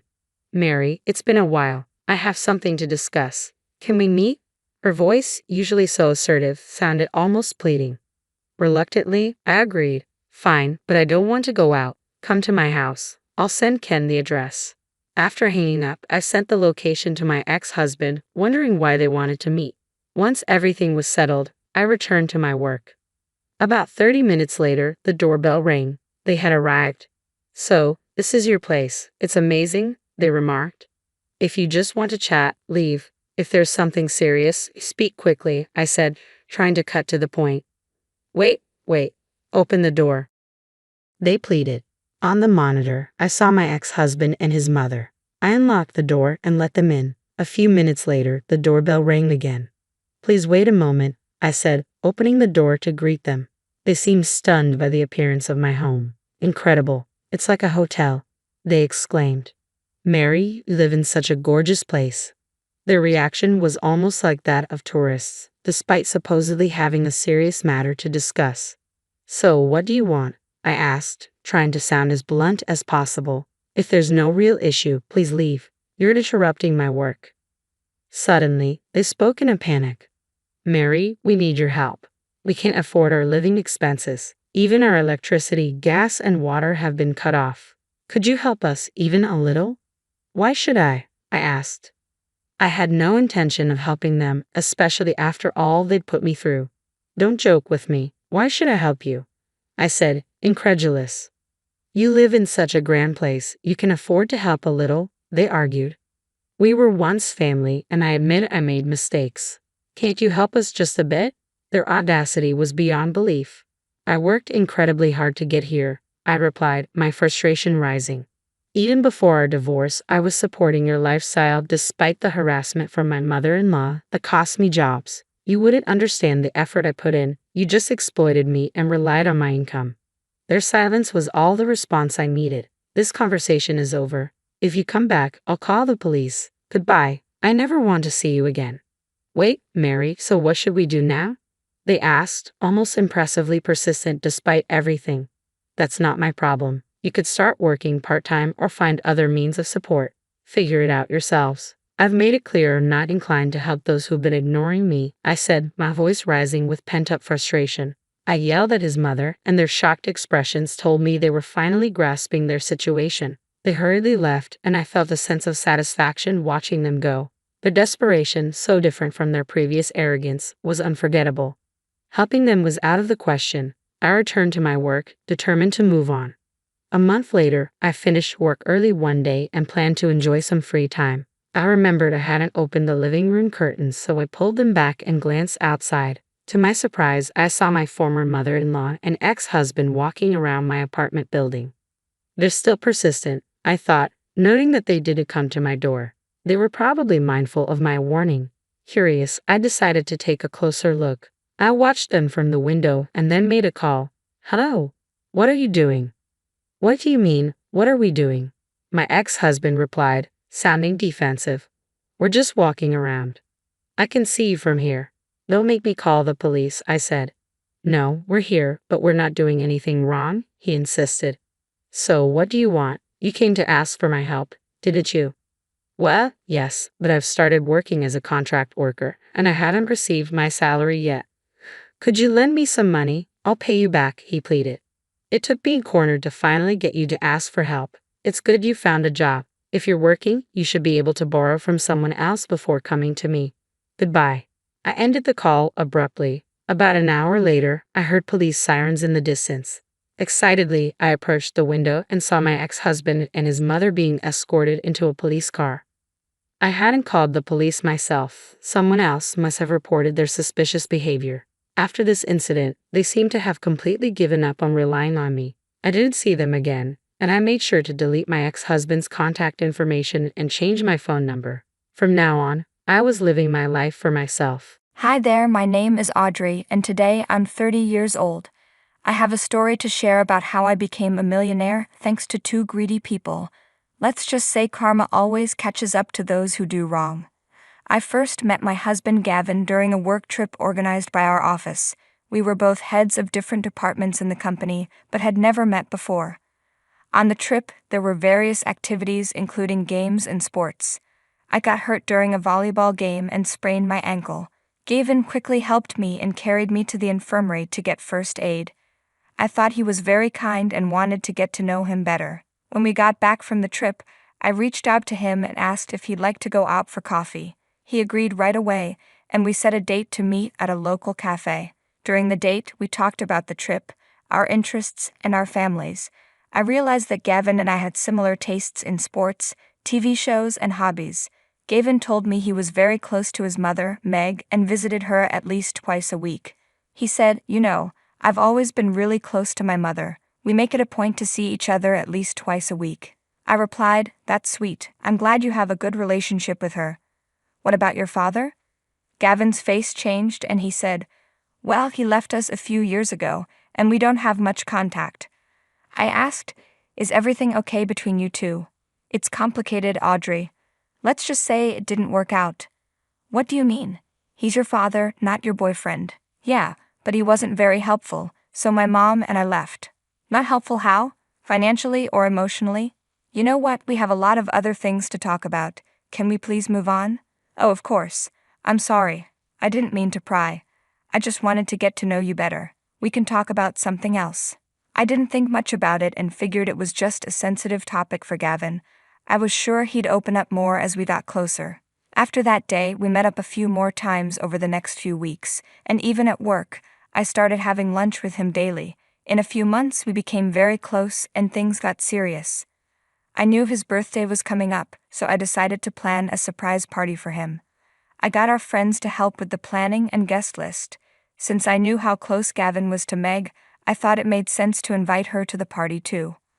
I wasn't sure about inviting his father, so I decided not to, as I didn't want anything to ruin Gavin's birthday. The day of the party arrived, and I finished decorating and setting up Gavin's apartment, then got the cake and food ready. Guests started arriving, and everyone was excited for Gavin to come. Just before Gavin was supposed to arrive, a middle-aged woman walked to the door. She was dressed in a fancy green evening gown and had a branded handbag. I walked over to her and introduced myself.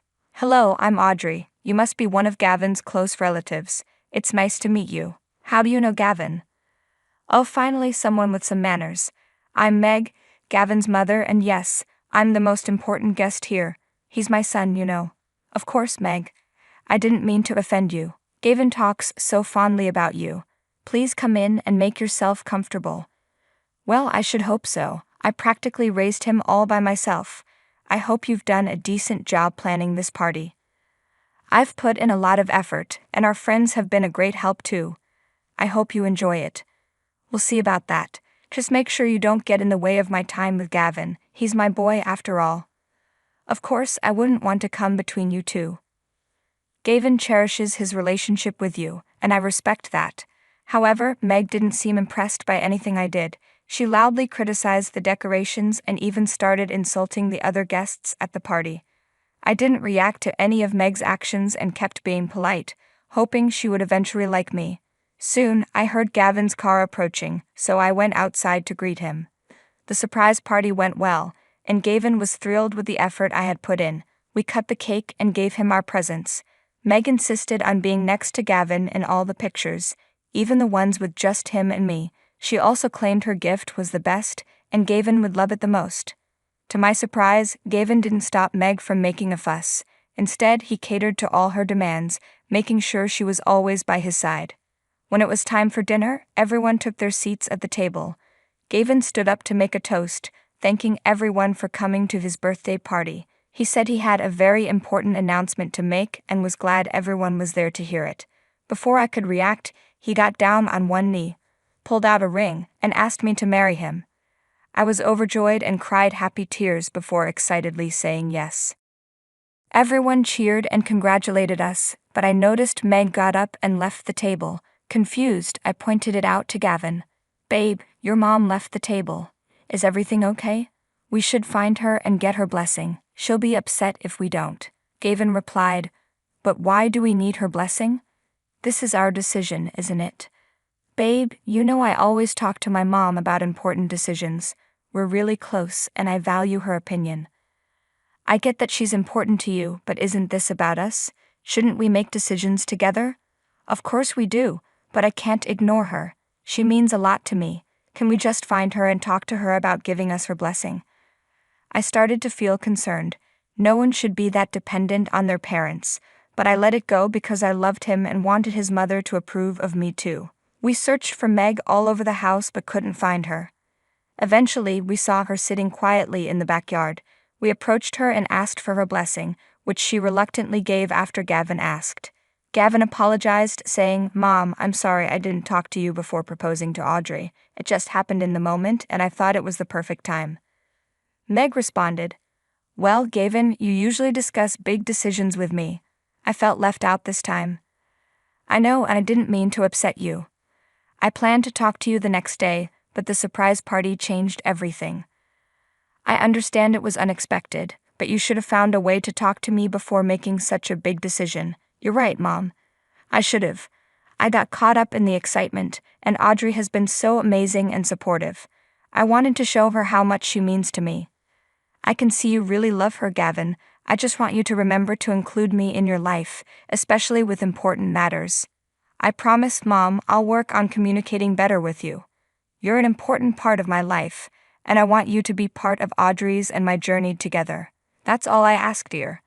I decided not to listen to the rest of their conversation because I started feeling like I was eavesdropping, even though I wasn't. As I walked away, I heard Meg telling Gavin that I wasn't good enough for him, that he should reconsider marrying me, and that I wasn't beautiful enough and was only interested in Gavin for his money. I ignored Meg's taunts and pretended I didn't hear them. Over the next few weeks, we started planning our wedding. Meg didn't help with any of the preparations. She tried to dictate which dress I should wear and threw a tantrum when I told her I wanted to choose my own. She also met with me a few times to tell me that I should pay more than half of the wedding expenses, saying I was lucky to be marrying Gavin and needed to contribute. I didn't take these incidents to heart, thinking she would warm up to me once we were married. Finally, after weeks of planning, my wedding day arrived. I was in my dressing room, surrounded by my bridesmaids and my mother, getting ready. Everyone told me how beautiful I looked in my flowing white dress. Then I heard a knock at the door and saw Meg walk in. To my shock, she was wearing a white wedding dress. "Why are you wearing a wedding dress?" I asked. "Today is my son's wedding day, and it's more important to me than anything else," Meg replied. "I chose to wear this dress to highlight my significance as the mother of the groom." "I understand it's an important day for you, but isn't it customary for the bride to wear white? It might take away from Audrey's moment," my mother pointed out. "Well, that's not my concern," Meg said. "Gavin is my only son, and I deserve attention on this occasion too." "Of course, Meg," my mother said, "but today is primarily about Audrey and Gavin's love and commitment. It's their special day." "I know that, but I'm just making a statement. My presence here matters as much as anyone else's," Meg insisted. I was furious but decided not to cause a scene and ruin the day. The rest of the ceremony went well. We exchanged vows and rings, and it was emotional for both of us since we had been waiting for this day for a long time. During the wedding planning, I had asked Gavin to handle the guest list. I noticed he hadn't included his father and asked if he was sure about that decision. Gavin said his father had abandoned them and had no place at such an important celebration. I wanted to change his mind but decided to drop the subject, not wanting to upset him. The months after our wedding were blissful. We spent every moment together and started planning to buy our own house. Gavin and I had always wanted to live together, but decided to get married first before making such a decision. We began house hunting, spending a few hours every day looking for our dream home. One day, Gavin called me at work. "Hey babe, I'm sorry, but an important meeting has come up. I won't be able to go house hunting with you today." "No worries, darling, it happens. Don't stress about it.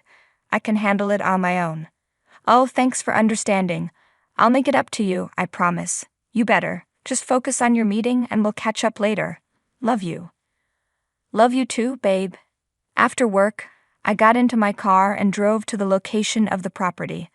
I saw that the house was on the 10th floor of a building still under construction. When I arrived, I met with the realtor, who informed me that another guest had arrived under our name to look at the property.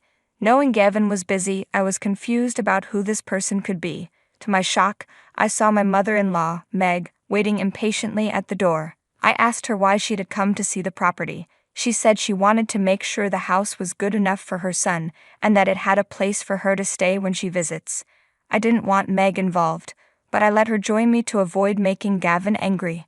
We began the tour and Meg didn't stop criticizing the building and saying the house wasn't up to her standards.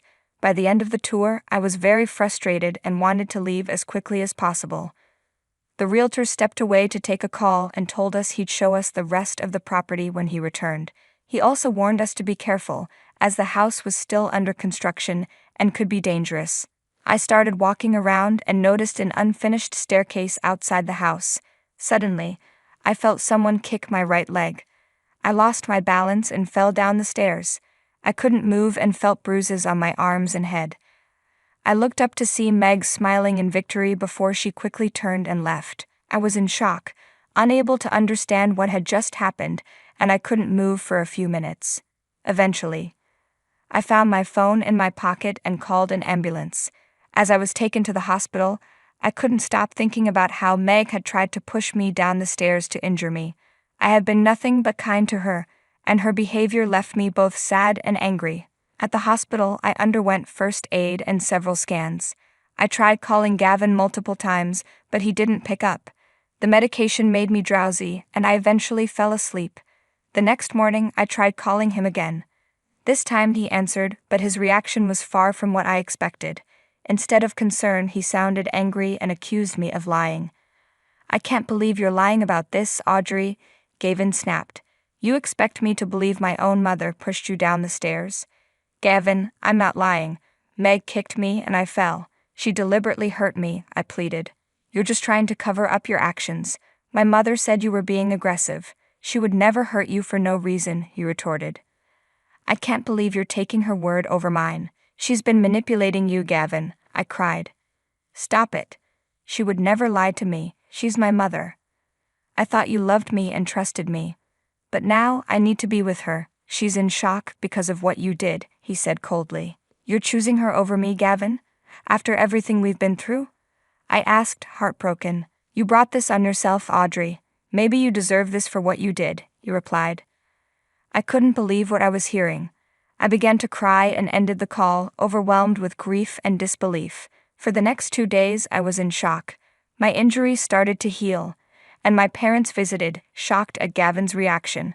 My father suggested I look into Gavin's father, suspecting there was more to the story. Taking his advice, I hired a private investigator and contacted Gavin's father, Neil. At first, Neil was confused about who I was, but he soon understood the situation. I divorced Meg and left because she and Gavin were using me for my money. Gavin tried to steal from me by transferring my company into his name, Neil revealed. "Oh my goodness, I had no idea. That's terrible," I exclaimed. Yes, it was a tough decision, but I couldn't let them take advantage of me any longer. "I want you to know that they're never up to any good," Neil warned. "Thank you, Neil. I believe you and I appreciate your help," I said. "I'm glad you do. I have a plan to handle this situation. I need you to get Gavin and Meg to visit you at the hospital tomorrow morning," Neil explained. "Why do you want them to come here?" I asked, feeling uneasy. "I need to confront them about their actions and protect you from further harm." "It's time they face the consequences," Neil said firmly. Despite my fear and reluctance to see either Meg or Gavin, I knew I had to trust Neil if I wanted justice. I called Gavin and told him I had a special gift for him and Meg to apologize. I mentioned it was expensive and that I wanted to make sure they received it. Hearing the word expensive, Gavin and Meg readily agreed to visit the hospital. The next morning, Neil arrived at the hospital with flowers. I thanked him for his help. Just as we finished our conversation, Gavin and Meg walked in. They froze in shock, staring at Neil. "Neil, what's this about? Why are you here?" Gavin demanded.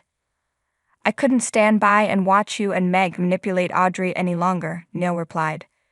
"Manipulate? We didn't do anything wrong. She's the one causing trouble," Meg protested. "That's not true. Audrey has been through a lot because of both of you. It's time to end this charade," Neil said. "Dad, you're ruining everything." "Audrey and I love each other," Gavin argued. "I divorced your mother because of your actions, Gavin. You tried to take advantage of me and my company. I won't let Audrey face the same thing. These are divorce papers, Gavin, so Audrey can finally be free from your toxic influence," Neil announced.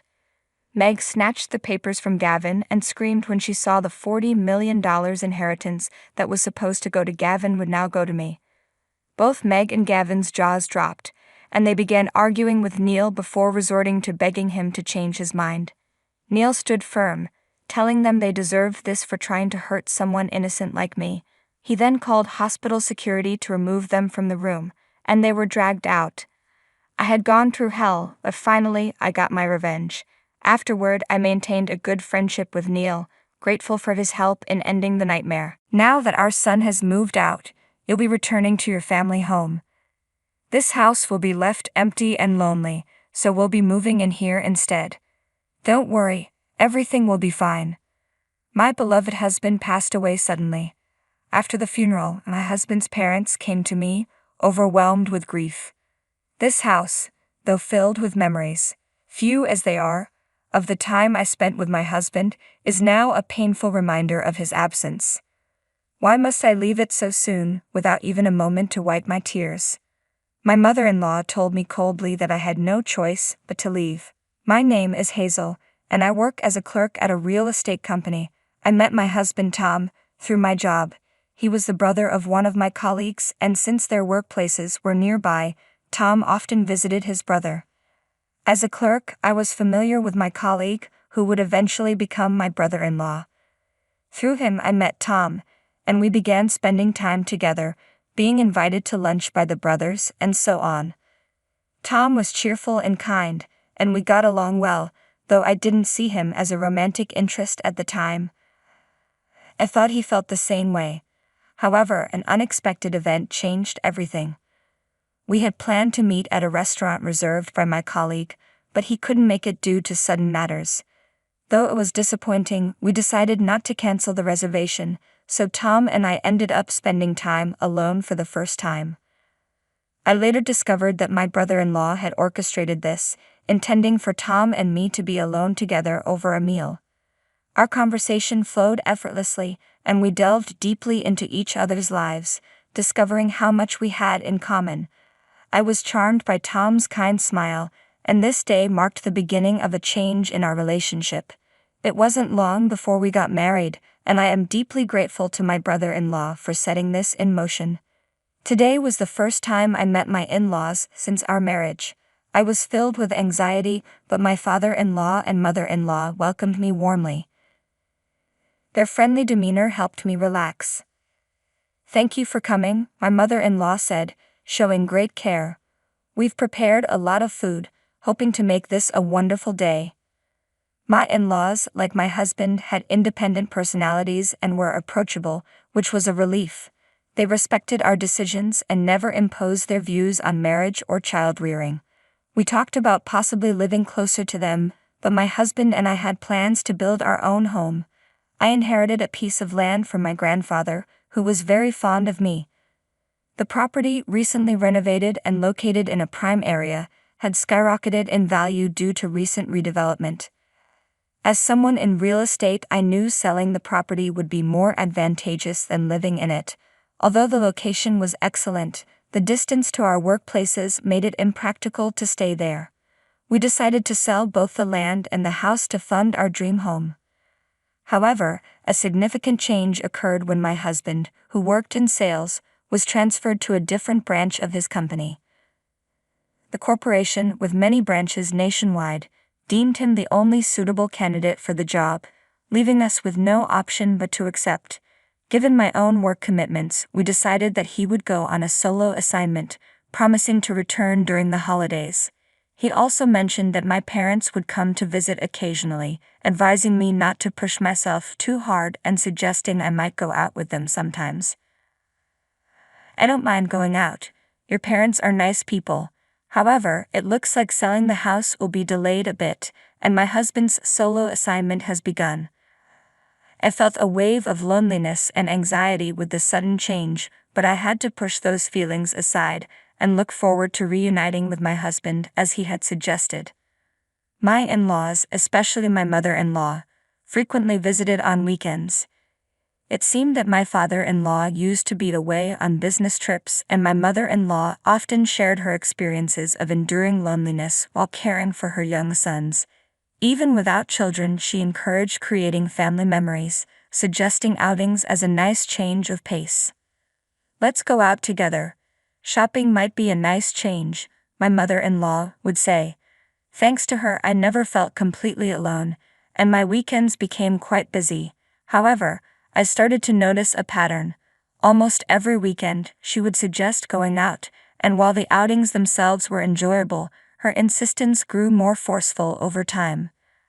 After about a month, her invitations began to feel a bit pushy. She started disregarding whether I was tired or had household chores. When I mentioned wanting to rest, she looked at me as if I was being unreasonable. "It's fun to go out together, right? You don't dislike being with me, do you?" she would ask. "It's not that," I replied. "It's just that we go out every week and I think you should rest too." She looked disappointed at my response, but when I reluctantly agreed, she would smile brightly, acting as if she had forgotten how persistent she had been. My concerns about her behavior grew. The places she insisted on taking me were always high-end, featuring expensive shopping and costly meals. Often she would leave the store first, making it seem like I was expected to cover the bill. She never thanked me for these payments, nor did she offer to contribute later. While my husband and I were financially comfortable, having both been committed to saving, I found my mother-in-law's extravagance unsettling. This issue persisted even when my father-in-law was present, and his presence only seemed to increase my financial burden. Discussing the issue with my husband was challenging. He had promised to come home during the holidays, but his work was extremely demanding, and he rarely had the chance to return. During a video call, I noticed the dark circles under his eyes and his haggard appearance, indicating his exhaustion. I'd understood that discussing this issue with my in-laws would only add to the stress. So I put on a brave face and said, "Your mother has been really good to me. You take care of yourself, Tom." "I'm fine, so don't worry." Despite my reassurances, I continued to cover expenses related to my in-laws, unable to refuse their requests. Their behavior escalated, and one day, when I said I couldn't go out, they asked, "Could we borrow a little money? Just a small amount. We've already made a restaurant reservation and we'll take another friend instead of you, so could you lend us the shortfall?" I really didn't want to lend them money, but refusing would only complicate matters further. Reluctantly, I agreed. I reluctantly accepted my mother-in-law's request and withdrew the money from my wallet. Even then, I didn't discuss this situation with my husband. When I mentioned to my mother-in-law that I might bring it up with Tom, she responded that it would be embarrassing to talk to him about it. I was stunned. It seemed she was trying to take advantage of her son's wife rather than addressing her eldest son directly. I stopped expecting anything from my mother-in-law. Her requests for money became routine, disguised as pocket money, and I complied to avoid further pressure. I knew the problem was escalating, but found it difficult to address with her directly. Her behavior became increasingly bewildering and intrusive. She would suddenly visit our home without notice and inspect the interior closely, as if invading my privacy was her right. "This piece of furniture, a relic from Hazel's grandfather. It's lovely. "You have such high-quality items here," she would say, admiring everything as if it were her own. Some of our furniture had been cherished by my grandfather, and my mother-in-law seemed fascinated by it, visiting frequently just to gaze at it. I began to seriously consider discussing her behavior with my husband. Although he might be surprised, it would be a relief to find a solution together. Her actions were intolerable, and although she was my mother-in-law, invading my privacy was unacceptable.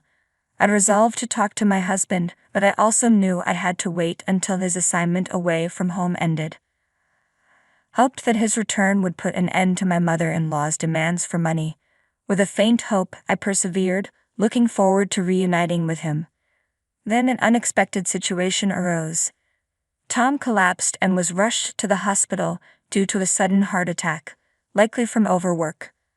I was in shock when I received the call from his workplace. I rushed to the hospital, but despite the ambulance's speed, it was too late. The man who had always been the picture of health had passed away. I couldn't grasp the reality of it and was in a daze throughout the funeral. To be honest, I hardly remember anything from that time due to the overwhelming sense of loss. My brother-in-law came to assist, taking on many of the duties I would normally have handled. "You've just lost your brother too. I'm sorry for making you help so much," I said. "It's my brother's funeral. Of course I should help," he replied. "By the way, how are things with the land? Is the house ready?" After the funeral, my brother-in-law and I discussed the situation regarding the land and house. While tidying up, I reluctantly agreed to a proposal from my brother-in-law, assuring him it was fine. A few days after my husband's funeral, my in-laws arrived at our house, but it was immediately clear they were not here to offer condolences. "It's unfortunate that our son passed away so suddenly, but don't worry, we're here for you," my mother-in-law said with an unnervingly forced smile. To my shock, she had brought a truck filled with furniture and belongings from their family home. I was speechless, confused, and taken aback. It was obvious they were preparing to move in without any prior discussion. Their motives were clear. "You're after this land, aren't you?" I asked, my voice icy. My mother-in-law, with a cold smile, responded, "The value of this land has increased significantly. I've always had my eye on this house. It's thanks to this place that you could marry my son. I agreed to the marriage because you inherited this land." My heart sank as I struggled to process her words. "Are you saying you and father-in-law will be moving in with me?" I asked, bewildered. "Of course not. Don't be ridiculous," she snapped sharply, revealing her true intention to take over the house regardless of Tom's death. It became clear that they were planning to kick me out and claim the land for themselves, assuming I would vacate the house now that my husband was gone. "Now that your son is gone, you'll go back to your hometown, right? It would be sad to leave the house empty, so we'll live here instead," my mother-in-law said with a smile that only deepened my anxiety. I felt a surge of terror as I corrected her. "This house has already been sold," I said, struggling not to laugh at her misunderstanding.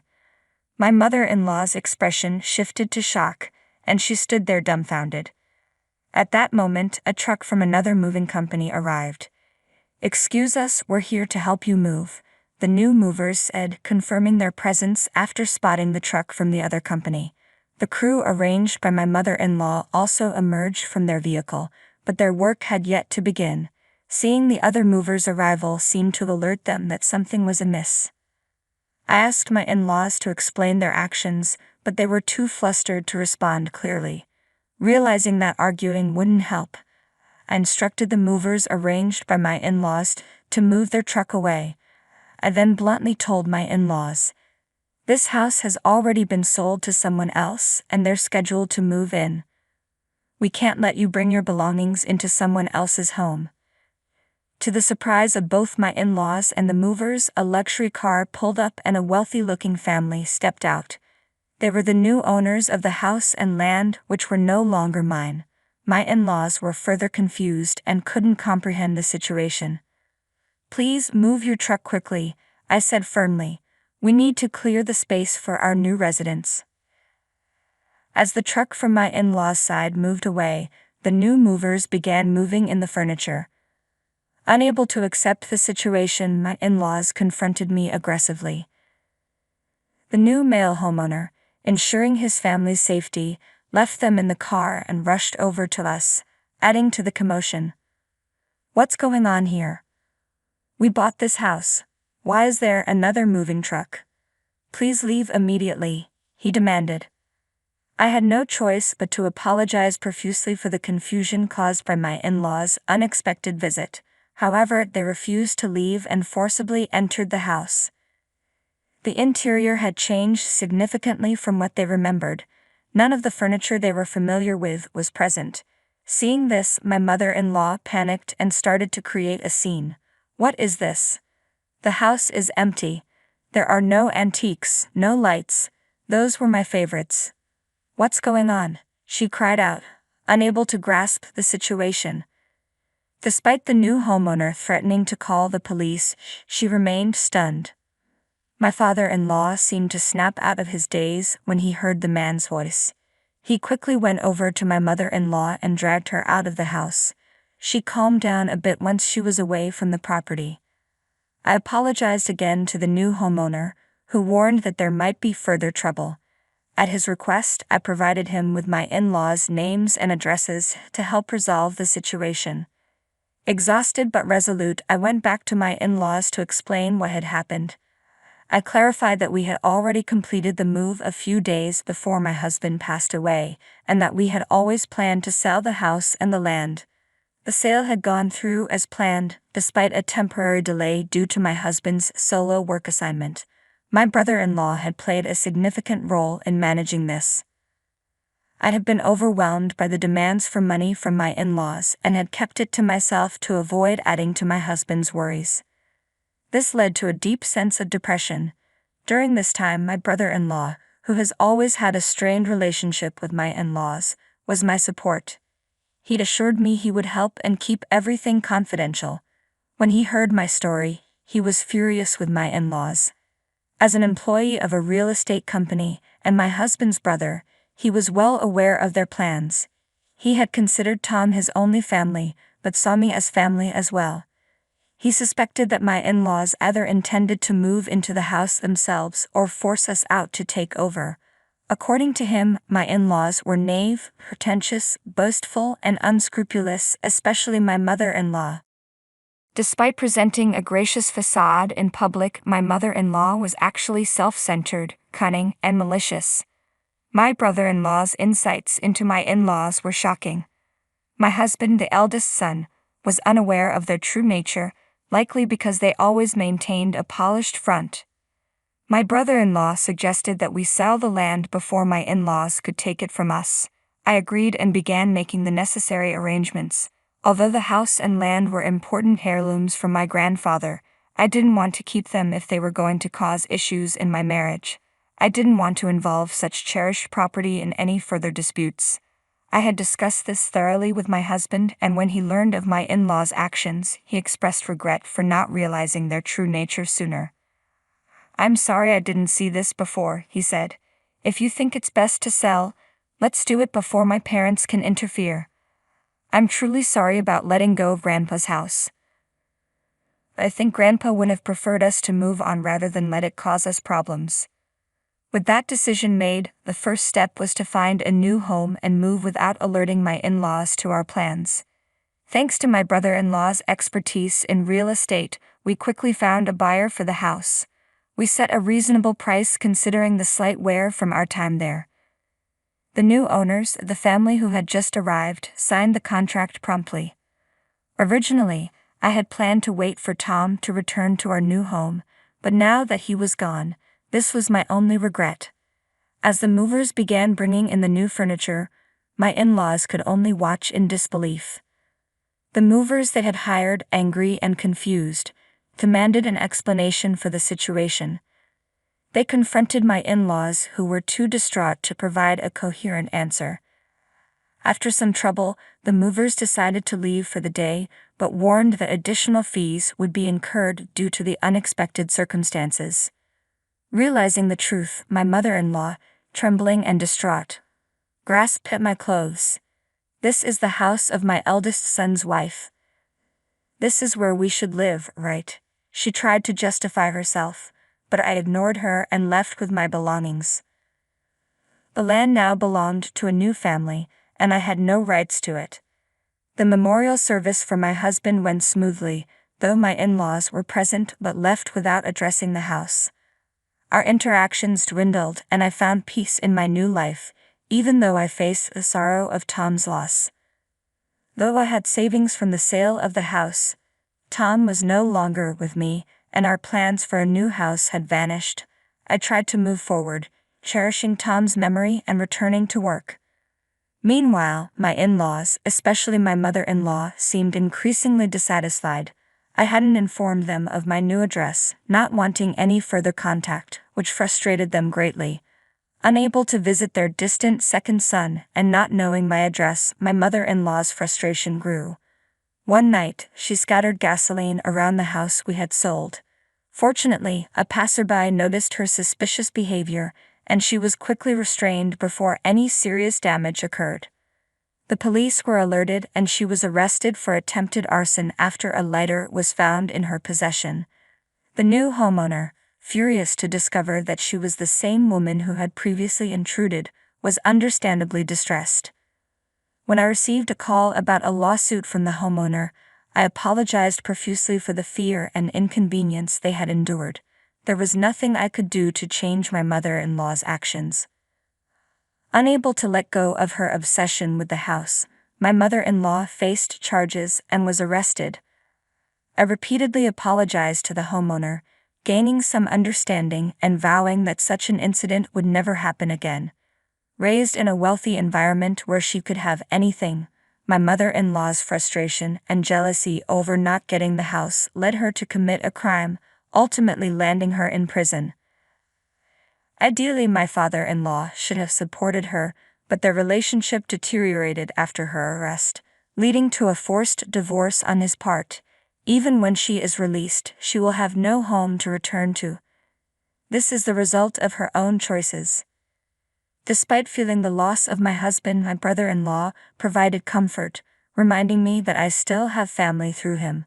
Although my relationship with my in-laws has ended, I have not completely lost my sense of family.